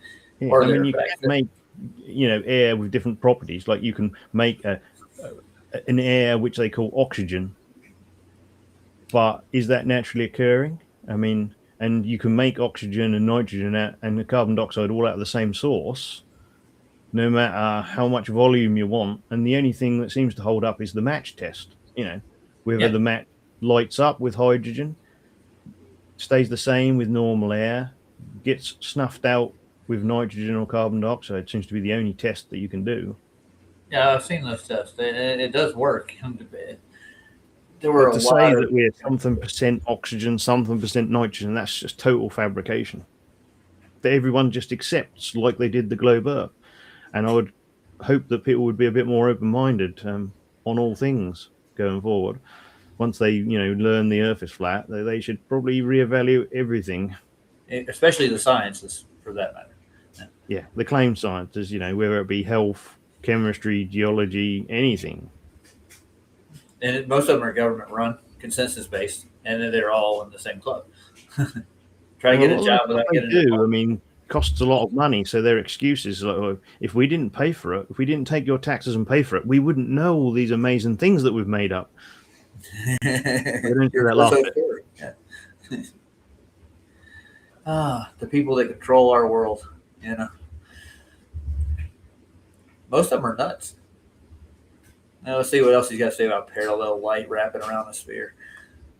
But for these tiny droplets, the distance from one point to all edges of the sphere can vary on the order of a wavelength. So take, for example, the point right out in front of the drop. Well, now the distance to all edges is the same, so the light interferes constructively here and produces a bright spot. But a little bit off to one side, and now half of the light, on average, has traveled an extra half a wavelength, and so we get a dark spot here. If you go a little further, well, now the light has traveled an extra whole wavelength, so now the light is arriving in phase again, and we get a bright spot here. So we can rotate this around 360 degrees and extend it out in all directions, and what we get is a fuzzy bullseye pattern. Okay. And of course, all the different colors of light have different wavelengths, and so these bullseye patterns aren't completely overlapping. So when they're superimposed, what we see is rings of color. Now, this is just the pattern from a single That's just an incident angle I'm looking at from a hotspot.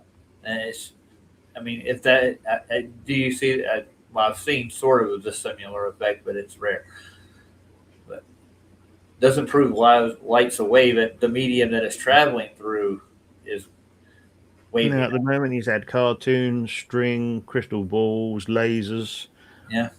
I'm not really sure how it's got anything to do with rainbows, to be honest. Nothing yet. I haven't seen it. What they're describing, he's describing that these patterns cause the rainbow due to the incident point that the string wrapped around the crystal ball. I guess. Yeah. All right. Sure. Droplet. But just like with a rainbow, if you have millions or billions of these droplets, they all contribute to produce this same pattern with your shadow at the center. And it was just such a pattern that inspired a Nobel Prize-winning discovery. In September of 1894, a scientist named C.T.R. Wilson was visiting an observatory in the Scottish Hills. It was then that he observed the colored rings surrounding the shadow cast on mist or cloud. He recalls that these glories greatly excited my interest and made me wish to imitate them in the laboratory. Let's see it. So Wilson invented the cloud chamber for the explicit purpose of observing glories. Of course, once he discovered the cloud chamber made the tracks of energetic particles visible, he abandoned his original aim and was later awarded the Nobel Prize. But it all started with the mystery of rings of color in the fog. Well, I mean, science has come a long way, hasn't it? Wow, that's so nice. How did you see that? So now I hope you know about rainbows. Amazing. Yeah, we haven't learned anything about rainbows at all yet. It's all right. He abandoned that for his Nobel Peace Prize when it came to dividing particles in evaporation tubes. Ooh, look at this. It's so cool. It's amazing how much people hold on to their helio nonsense, no matter what field of intrigue or study they're into, though. Because, like, the idea that you could have layers of gas, see all gas laws, It's homogeneous, so it has to be. Within our, Yeah, when you go up a mountain, there's less of it because of lower pressure. That's the That's only why way you- you can measure gas is pressure over volume. That's why when they sell you gas, they might tell you what unit they're selling in, but what they're actually measuring is pressure over volume. I mean, Because it really is. that's the only way to do it. So if you go up a mountain saying you can't breathe, yeah, because there's less air, but because the oxygen is low, well, that's a convention. They're not measuring percentages of oxygen in any gas at any point. Yeah, there's less pressure there to begin with because there's less produced at that level. And I would that's say one of the way the body works possibly might be something to do with the state of air, say like energized form. Say your cells want an energized form of air, and once that energy is used up, they then get drawn back into the heart via the vacuum pump, which the heart actually is a vacuum, not a pump as in a pressure pump. In that sense. And how does your blood move out to your extremities? Well, there's something electromagnetic about that for sure, but they can't explain it to me, and they definitely don't know, because they just tell everyone that your heart is a water pump. It doesn't make any sense, because you'd have blood gushing out everywhere if that was the case. Yeah, if I got cut and I had a pump inside my chest that's completely pumping blood to each extremity, I would just bleed out no matter how much how deep it was. If it didn't heal up. Yeah. Well, your blood system is a sealed vessel, and there's something creating a pressure differential called your heart, and that's what causes pressure. No, I was just going to say it's not semantics. It's a different. There's a difference between a propeller pump and a vacuum system. Sure. Well, the human heart is a unique pump in itself. Well, not just a pump; it's a valve, isn't it? For the most part. I mean, you still have pressure, but it's not in the same way, Because I mean, if you really had to force blood out to your extremities, then you would have blood pooling on the surface of your skin, or that surface of the skin would not have any blood.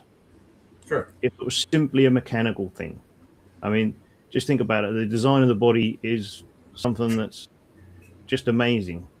It's even before we get into details, and the idea you could explain it away with simple mechanics. No, you can't. It's something that people like to do because those people are atheists. Yeah. Well, they don't want to believe in a creator. Most of the people in the medical industry nowadays, for the most part, they've been indoctrinated with heliocentrism, Big Bang, and evolution since they were in grade school. They believe it for the most part. Nobel Peace Prize is named after the bloke who invented gelignite or nitroglycerin or whatever it was. I mean, I know mining and stuff, but it has also caused a lot of damage. Yeah, it has. Now, I was just to make a point that the reason you can see further at higher altitudes because there are less gases impeding the light that you're looking at. Well, yeah, and mostly less water being held up, because remember, air technically is vapor because it has moisture in it at all times. All right. We've been going for 2 hours, Paul. I think we're in this video. I think we've learned a lot from this guy, that they don't actually do experiments. Yeah, they don't know anything about rainbows. That's good. No. They're making a lot of assumptions about light in itself.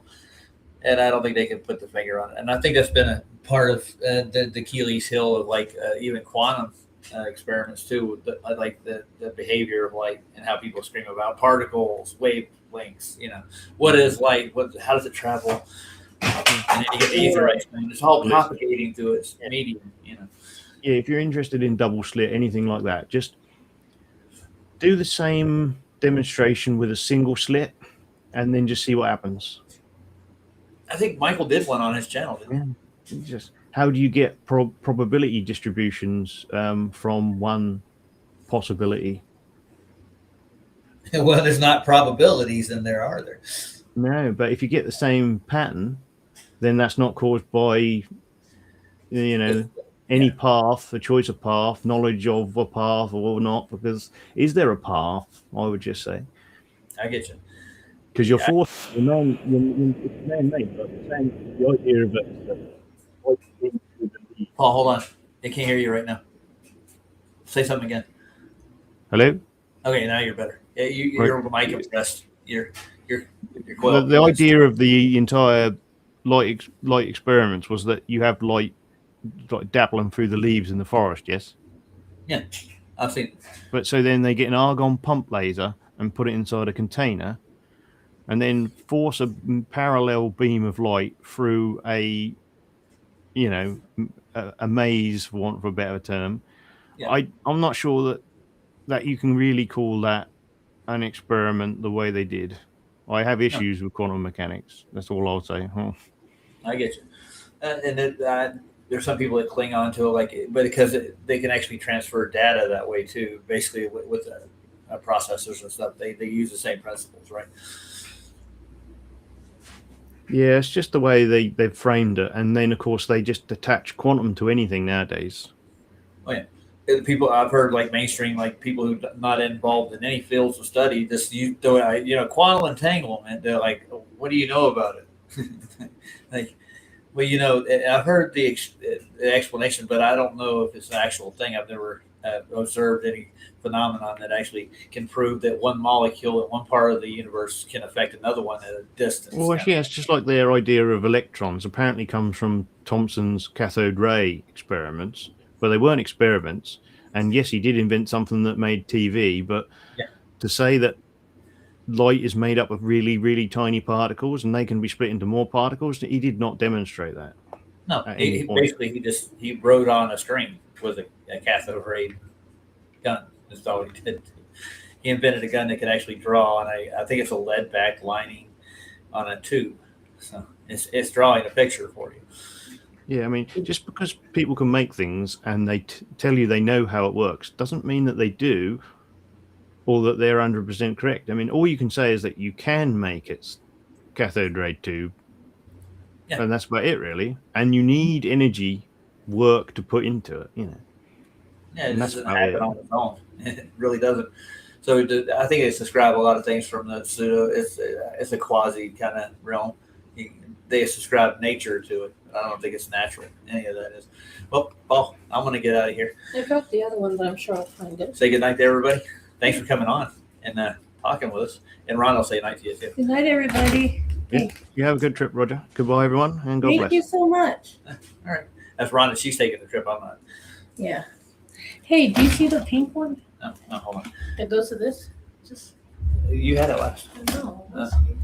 Sorry, guys. I'm looking for I don't know. I lost the other one. a case for a set of earbuds. It's okay. She's got these little mini pink ones that fit in your ear. You can't really see them. They're kind of cool. Oh, I'm going to play out with a song and say goodnight, guys. I'll do another stream tomorrow night. I'll be off all day. I want to go deeper into this Snells get your truck Haul, you might say. I'll see you guys on the other side of the rainbow, if you want to call it that. Yep, goodbye and God bless. Oh, God bless you too, sir. And there, I think Saab's done for tonight, isn't he? I think Mandy might be on later. You guys are interested to go over and watch Mandy's stream if she's on? I'm going to take a look, see if she's on tonight. Let's see. I don't see anything posted yet, so I don't know if she's going to have a stream tonight. What is tonight? Wednesday. It's Wednesday. I don't think she's on. Nope. Good night, guys. I'm going to find a song to play out with. I had one up I wanted to play, but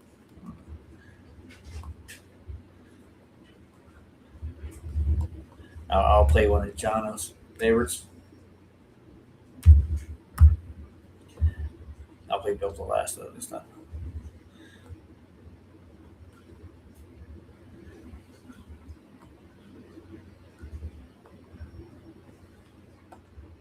This is a nice little cartoon. I like the end of it.